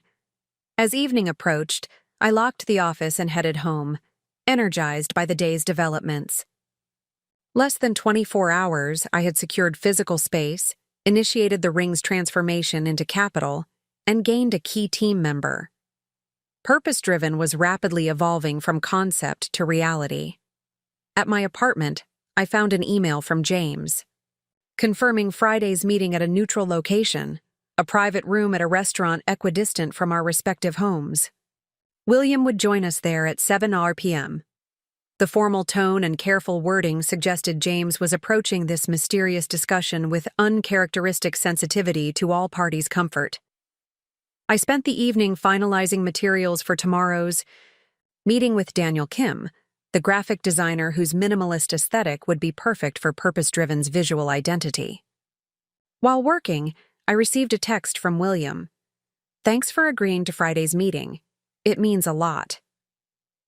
His message increased my curiosity about the purpose of this gathering, but also reassured me that whatever William wanted to discuss, it mattered deeply to him. That alone was reason enough to participate with an open mind, regardless of my complicated feelings toward James. Thursday brought another productive day of foundation building. Daniel Kim enthusiastically joined the purpose-driven team as creative director, bringing not only his design expertise but also an extensive network of contacts in Boston's nonprofit community. By afternoon, we had drafted initial branding concepts and identified our first potential client, a local organization working to increase access to arts education in underserved communities. That evening, I met with Vanessa to review Purpose Driven's formal business structure and my personal financial positioning after the divorce. "The auction estimate for the ring is excellent news," she noted, reviewing the paperwork from Beacon Hill appraisers. "Combined with your settlement and savings, you have approximately 18 months of runway before the business needs to generate significant revenue."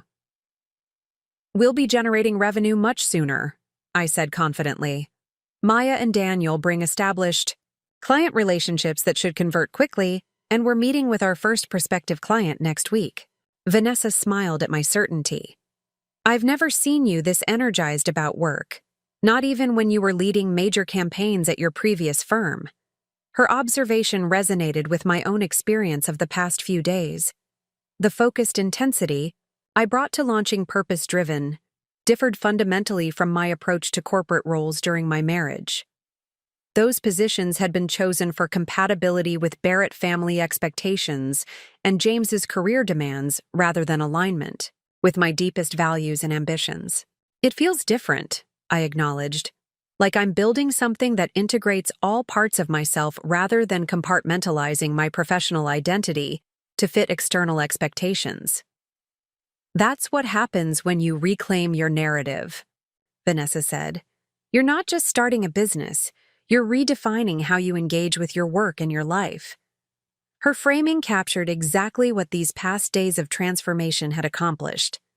Beyond the practical establishment of Purpose Driven, I was establishing a new relationship with myself, honoring ambitions long deferred, integrating professional skills with personal values, creating a future based on authentic purpose rather than accommodation to others' expectations.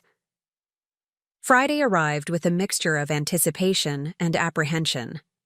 The day included practical tasks, ordering essential furniture for the office, setting up business banking accounts, drafting client proposals. But the evening's mysterious meeting with James and William remained a preoccupation in the back of my mind.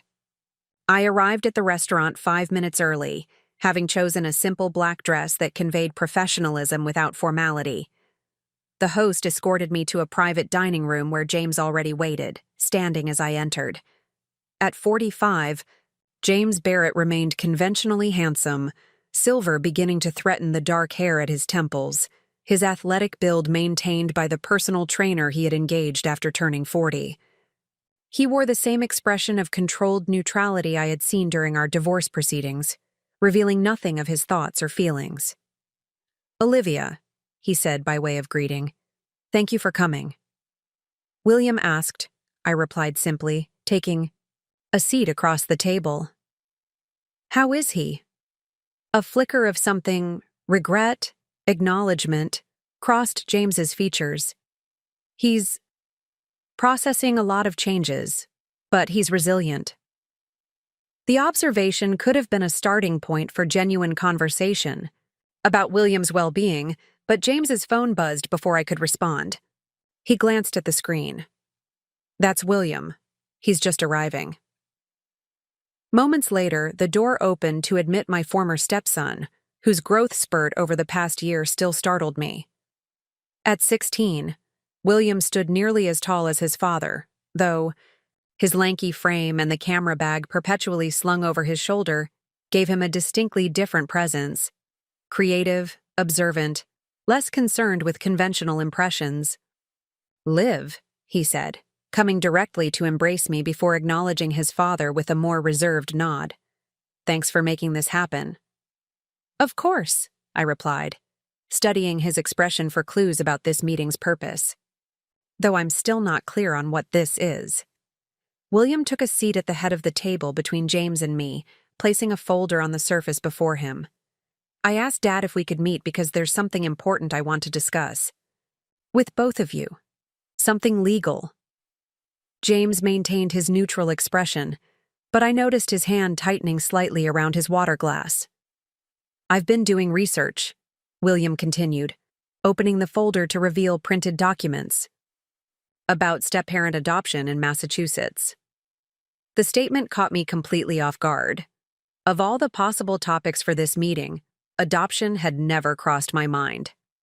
"Specifically," William said, his voice gaining confidence as he spoke, "about adult adoption after a divorce." Adult adoption?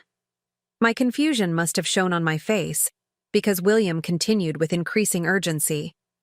"In Massachusetts, someone over 14 has to consent to their own adoption. And after a divorce, a step-parent can still legally adopt their stepchild if everyone agrees, including the biological parent." I glanced at James, whose careful neutrality had given way to visible discomfort. "William has been researching this for several weeks," he said. "He approached me after learning about Caroline's pregnancy." William nodded, his expression serious, beyond his years. "When Dad told me about the baby, it got me thinking about family and legal relationships. I'll have a half-sibling with his name and legal connection, while technically, legally, Liv and I would be nothing to each other after 12 years together." The simplicity and depth of his concern touched me profoundly. While the adults had been negotiating boundaries and visitation arrangements, William had been contemplating the fundamental nature of our relationship and its legal status. "I know it sounds weird," he continued, looking between James and me. "Adult adoption is usually about inheritance or symbolic recognition, but I want the legal reality to match our actual relationship." James cleared his throat. "I've discussed this with my attorney.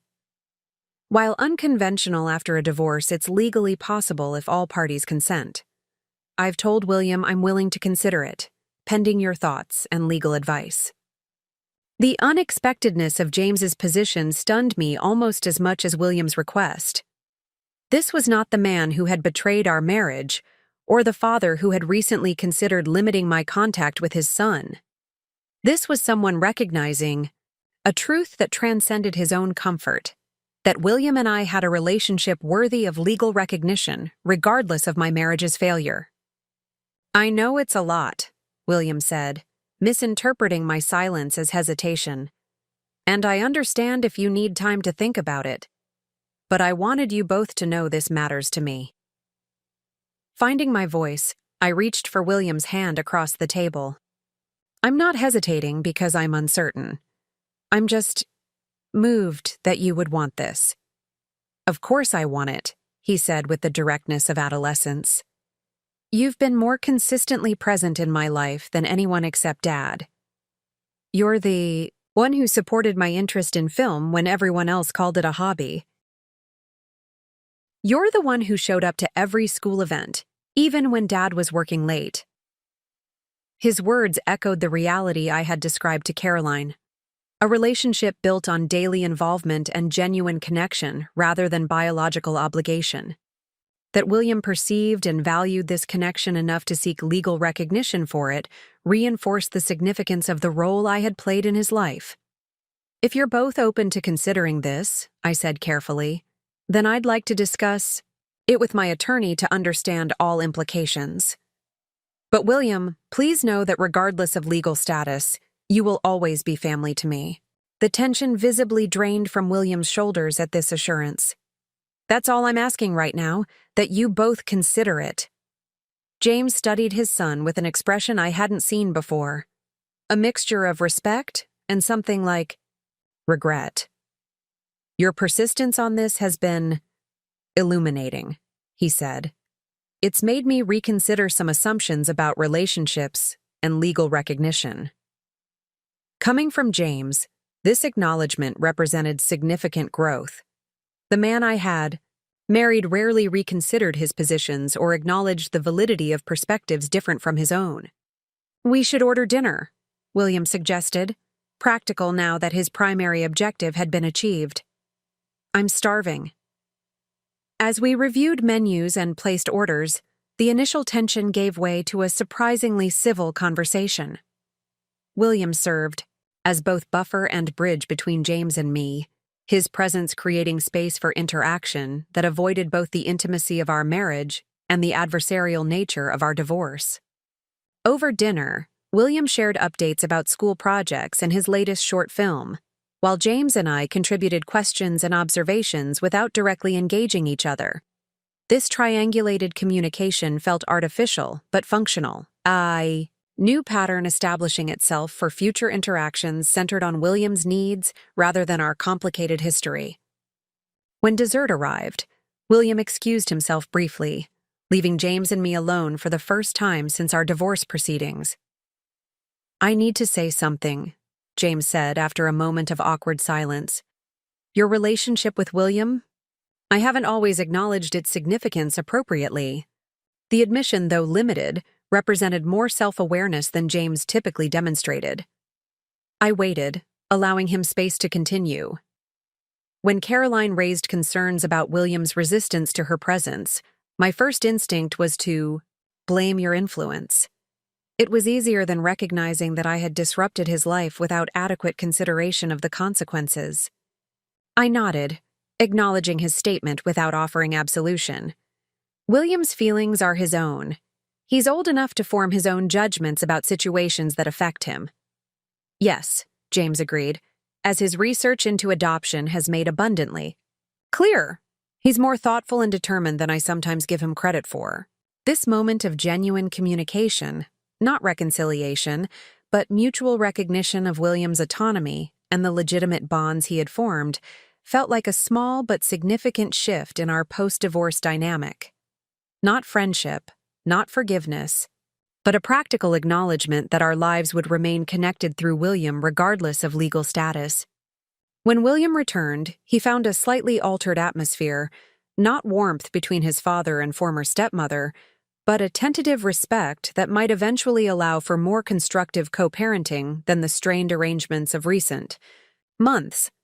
As the evening concluded, I found myself reflecting on the transformation of the past week. From confrontations with Elaine and Caroline to the establishment of purpose-driven, and now this unexpected discussion of adoption, each development had contributed to a profound reorientation of my life and identity. The diamond ring that had triggered Elaine's demands was now being prepared for auction, its value soon to fuel the business I had dreamed of creating for years. The relationship with William that Caroline had questioned was being considered for legal recognition that would transcend my failed marriage. The professional identity I had adapted to fit Barrett family expectations was giving way to authentic, purpose aligned with my deepest values. These transformations were not the result of passive acceptance or mere survival of betrayal.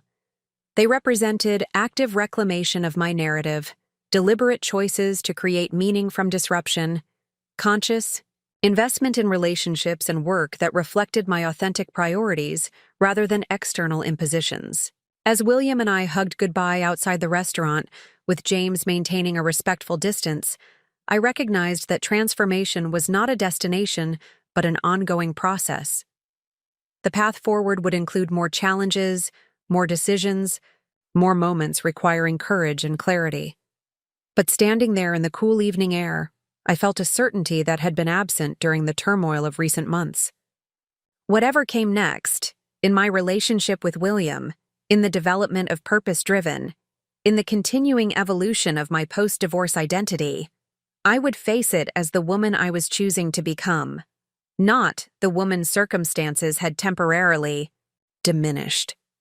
The diamond ring was gone from my finger, but its absence represented presence of another kind, the presence of agency, purpose, and authentic self-definition. In releasing what no longer served me and transforming what still held value, I had discovered capacity for growth beyond what loss alone could have taught. The Fort Point office of Purpose Driven hummed with activity as November arrived, bringing with it early darkness and an invigorating chill to Boston's waterfront. In just 3 weeks since signing the lease, the space had transformed from an empty loft to a functioning creative hub. Sleek workstations filled the central area, while the conference room featured a reclaimed wood table large enough for team collaboration and client presentations. The walls, once bare brick, now displayed mood boards for current projects and framed mission statements from the organizations we hoped to serve. My own office occupied one of the 2 private spaces, minimally furnished with a desk, ergonomic chair, and small seating area for one-on-one meetings. The second office belonged to Maya, whose digital expertise had already proven invaluable as we developed our service offerings and approached potential clients. "The nonprofit directory just confirmed," Maya announced, appearing in my doorway, with tablet in hand. "They want to feature purpose-driven in their December spotlight on woman-owned businesses serving the social impact sector." "Perfect timing," I replied, gesturing for her to take a seat. "The Christie's auction is next week. Once the ring sells, we'll have the capital to scale our initial client work more aggressively." Maya nodded, making a note in her ever-present digital planner. At 36, she brought not only technical expertise, but also operational experience that complemented my strategic background. Her decision to join Purpose Driven had been the first validation that my vision could attract top talent, even with the financial uncertainties of a startup. "Daniel finished the presentation for the Literacy Coalition meeting tomorrow," she continued, referring to our first major prospective client, a regional nonprofit focused on adult literacy and education access. He incorporated the data points from their annual report and created visuals that tell a compelling story about their impact potential. "Excellent. I'll review it this afternoon." Maya hesitated, the slight shift in her posture signaling there was more to discuss. "There's something else. Bradley Cohen reached out this morning. He heard about Purpose Driven and wants to meet." The name triggered an immediate tension in my shoulders. Bradley Cohen was Chief Marketing Officer at Barrett Financial Group, James's company and my former brother-in-law's firm. During my marriage, we had interacted at corporate functions and family events, maintaining professional cordiality, despite Bradley's obvious loyalty to the Barrett family hierarchy. "Did he say why?" I asked, keeping my tone neutral, despite the immediate suspicion blooming in my chest. "He mentioned hearing about our focus on mission-driven organizations and wanted to discuss potential alignments between Barrett Financial's corporate social responsibility initiatives and our work." The deliberately vague language raised red flags. Barrett Financial had never demonstrated genuine commitment to social impact beyond the minimum required for positive press. Their corporate social responsibility program consisted primarily of employee volunteer days and token donations to safe, non-controversial causes. When does he want to meet? He suggested early next week. I told him I'd check your availability. Maya studied my expression with the perceptiveness that made her both an excellent strategist and a valuable teammate. If you're not comfortable with this, I can decline on your behalf. There are plenty of potential clients who don't come with personal complications. Her understanding was appreciated, but the situation required more nuanced consideration. Rejecting. A meeting with Bradley could be interpreted as personal animus affecting professional judgment, precisely the kind of emotional decision-making I had determined to avoid in building purpose-driven. Yet accepting without clear boundaries risked entanglement with the Barrett sphere of influence I had worked so hard to escape. Schedule the meeting, I decided after a moment's reflection, but here in our office, not at Barrett Financial, and be present for it. I want this handled as we would any other potential client inquiry, professionally and based on merit, not personal connections. Maya nodded, making the note in her tablet. Tuesday afternoon? That works. After the auction, but before the Literacy Coalition follow-up. As Maya departed to arrange the meeting, I turned my chair toward the window overlooking the harbor. Ships moved through the channel, navigating the narrow passage between ocean and inner bay with practiced precision. Their methodical progress offered a visual reminder of what this moment required: careful navigation of challenging waters, maintaining forward momentum while avoiding hazards. Bradley's outreach could be innocent. Perhaps he genuinely saw value in purpose-driven's approach. But my history with the Barrett family had taught me to question convenient timing and sudden interest. The chromatography as well, with my relationships, with William and my upcoming meeting, created a potential web of connections between me, the Barretts, and purpose-driven. My intercom buzzed, interrupting these reflections. "Olivia, William is here to see you," announced Tara, our part-time receptionist. "Send him in, please." William appeared moments later, camera bag slung over his shoulder as always, his lanky frame filling the doorway.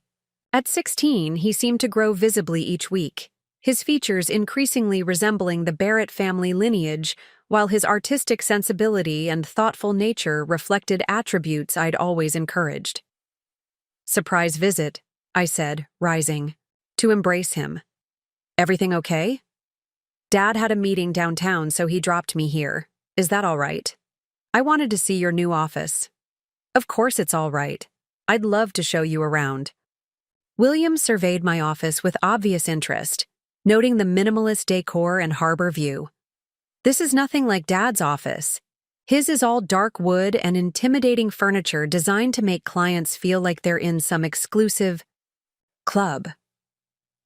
The observation was astute. James's office had been deliberately designed to project old money stability and traditional power.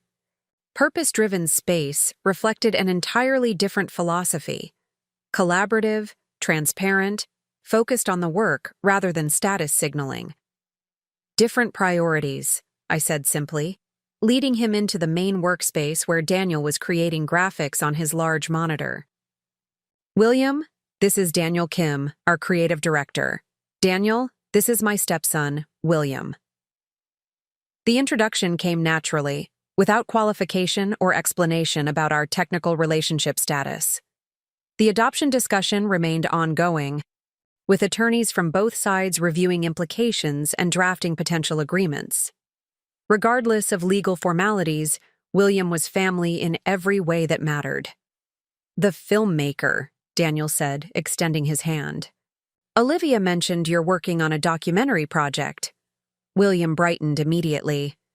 "It's about the Harbor Islands and their environmental significance. I've been filming there on weekends, documenting the changing ecosystems and interviewing conservation experts." "Sounds fascinating. If you need any help with graphics or titles, let me know." That's kind of my thing, Daniel offered with genuine interest rather than adult condescension. Really? That would be amazing. The titles I've created are pretty basic. As the two launched into a discussion of visual aesthetics and documentary techniques, I observed with quiet satisfaction how naturally William integrated into this new environment I was creating. Unlike the Barrett family gatherings where his creative interests had been politely acknowledged but not truly valued, here, his passion was met with genuine engagement from professionals who shared similar sensibilities. Maya emerged from her office, joining our small group with easy confidence. "You must be William. I've heard great things about your film projects." The warmth of her greeting further emphasized the difference between purpose-driven's culture and the formal, hierarchical dynamics of the Barrett world. Here, a 16-year-old's creative pursuits were treated as legitimate work, deserving of serious attention, not as hobbies to be outgrown once real career considerations took precedence. As William toured the office with Daniel, examining design elements and discussing potential collaboration on his documentary titles, Maya drew me aside. "He's remarkable," she observed quietly. "So focused and clear about his interests at 16. He's always known what mattered to him," I agreed, "even when that didn't align with family expectations." "Sounds familiar," Maya said with a knowing smile. "Like someone else who walked away from conventional success to build something authentic." Her comparison landed with unexpected resonance. William and I shared not just affection, but a core orientation toward purpose over conformity. Perhaps that underlying alignment explained the strength of our bond, despite the absence of biological connection. Bradley Cohen confirmed for Tuesday. "At 2 Cow, Maya continued, shifting to business matters. "And the Christie's representative called. They'd like you to come in Monday to finalize auction details. Apparently, there's been significant interest in the ring already, based on the preview catalog." The information registered like puzzle pieces clicking into place. Bradley's sudden interest in purpose-driven coincided perfectly with the public announcement of the Barrett family rings auction. While the catalog didn't name me explicitly, industry insiders would recognize the piece and understand its provenance. "Interesting timing," I noted. "Let's make sure we're thoroughly prepared for Tuesday's meeting. I want a comprehensive breakdown of Barrett Financial's current CSR initiatives and any public statements they've made about social impact." Maya's expression confirmed she'd reached the same conclusion about potential connections between the auction and Bradley's outreach. "I'll have a complete brief by Monday afternoon."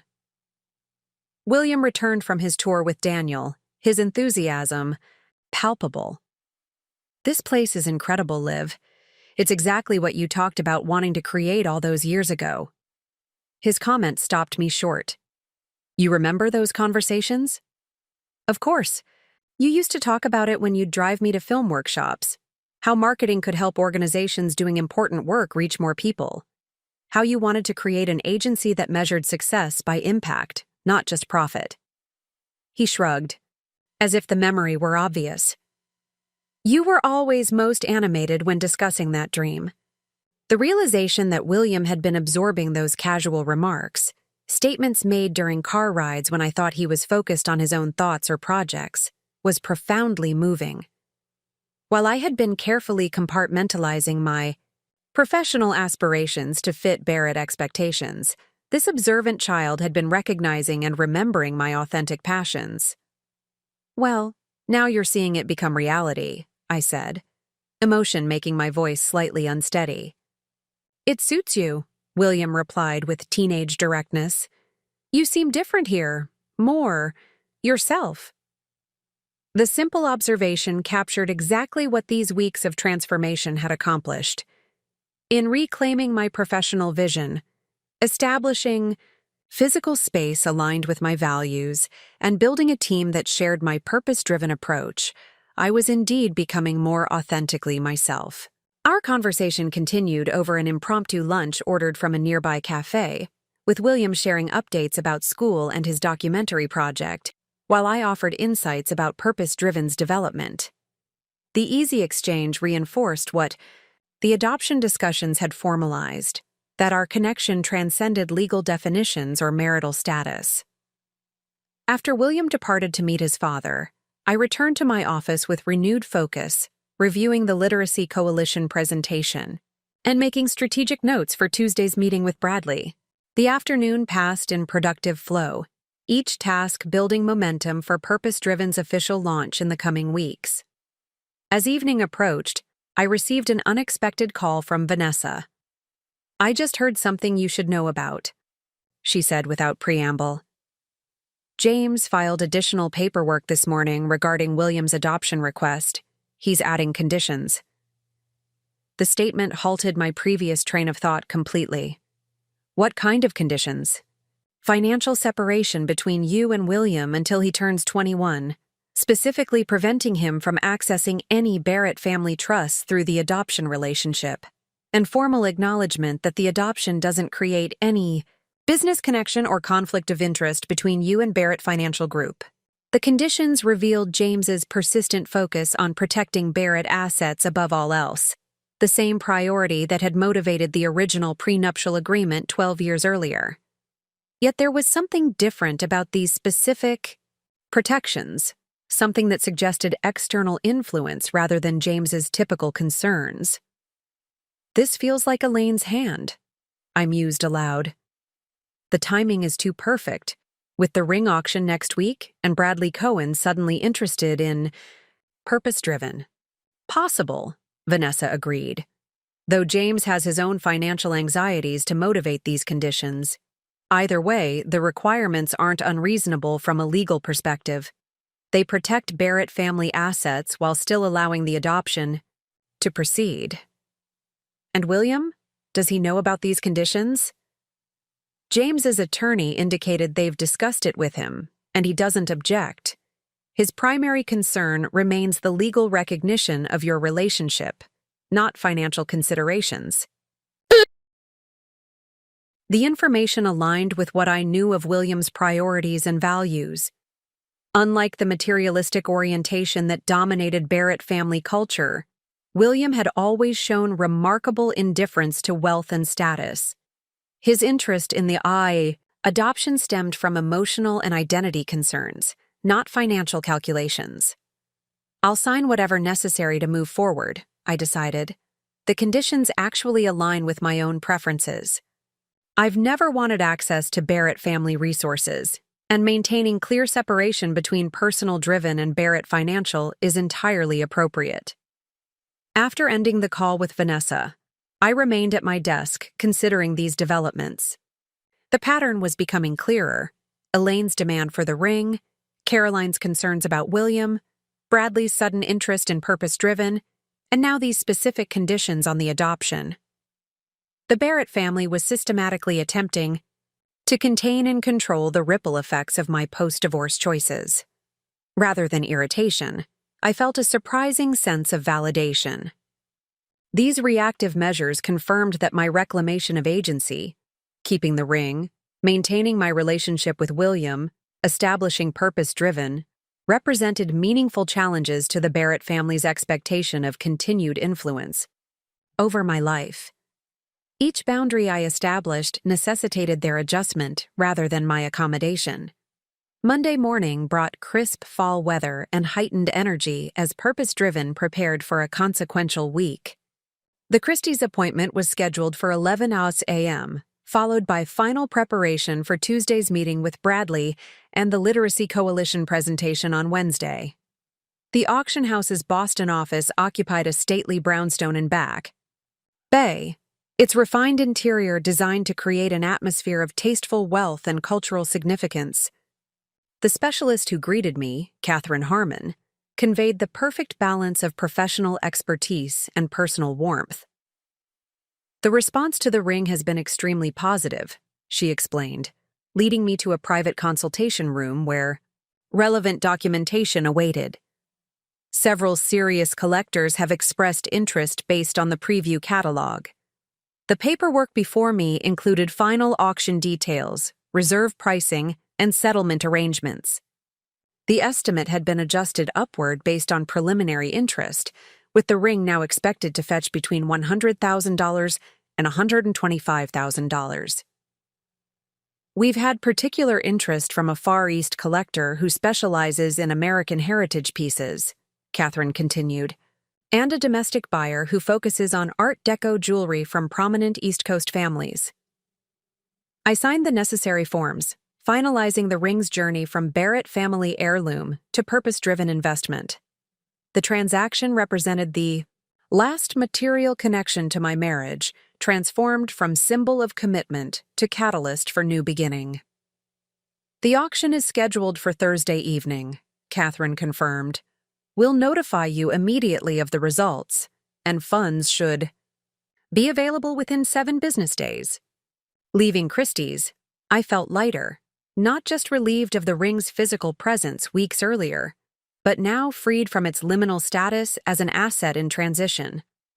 By month's end, its value would be fully integrated into Purpose-Driven's operational capital, completing its transformation from past tether to future foundation.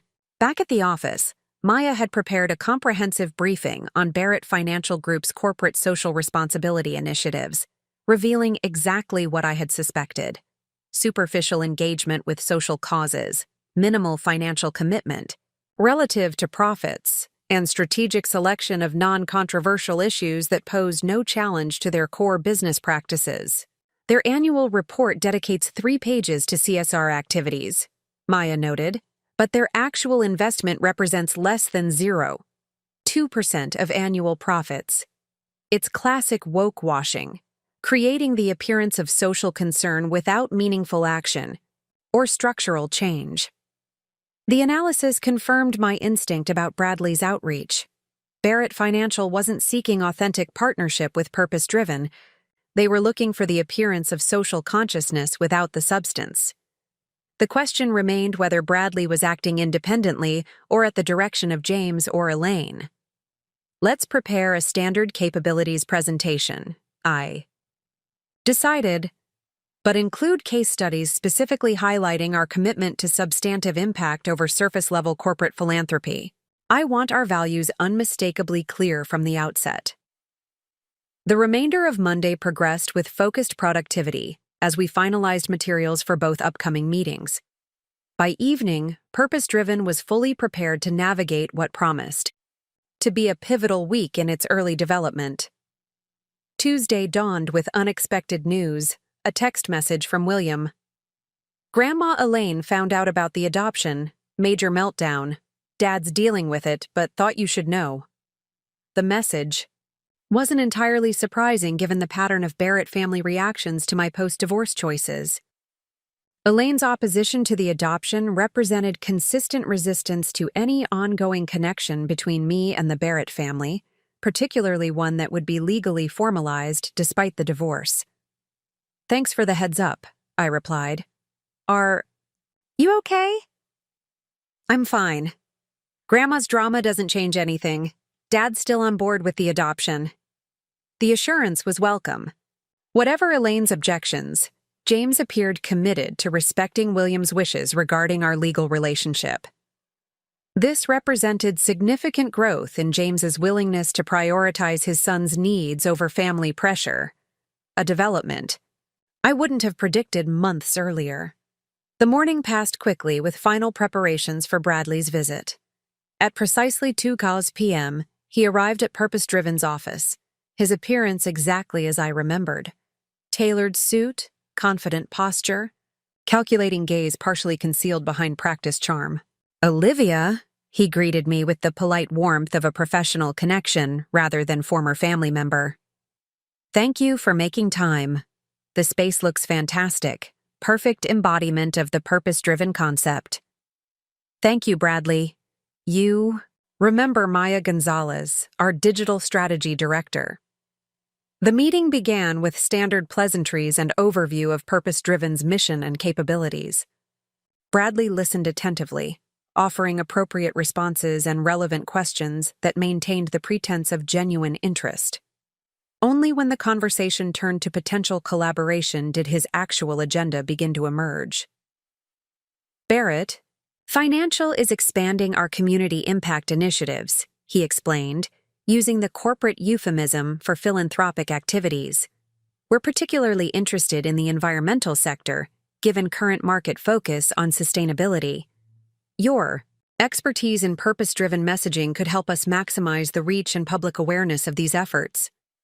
The phrasing was tellingly focused on public awareness rather than actual impact, confirmation that Barrett Financial sought perception benefits rather than substantive social contribution. More revealing was the specific mention of environmental initiatives, a departure from their previous focus on safer, less politically charged causes. What specific environmental issues are you hoping to address? Maya asked, her tone professional but probing. Bradley's answer revealed the true purpose of his visit. We're developing a partnership with the Harbor Islands Conservation Trust, supporting their ecosystem preservation work. I understand there's significant public interest in the island's environmental significance. The reference was too specific to be coincidental. Williams' documentary project focused on exactly this ecosystem and organization.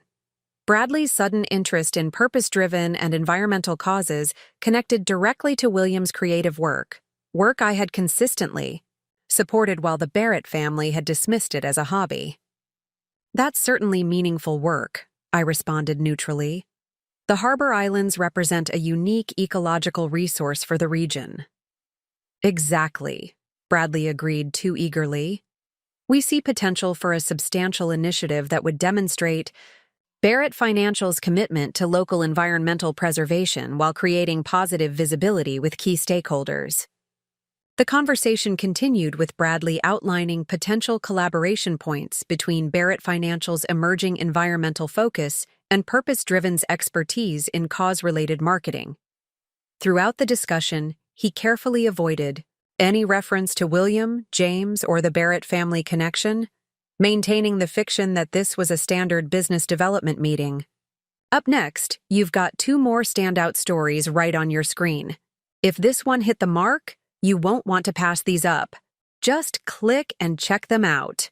And don't forget to subscribe and turn on the notification bell so you don't miss any upload from us.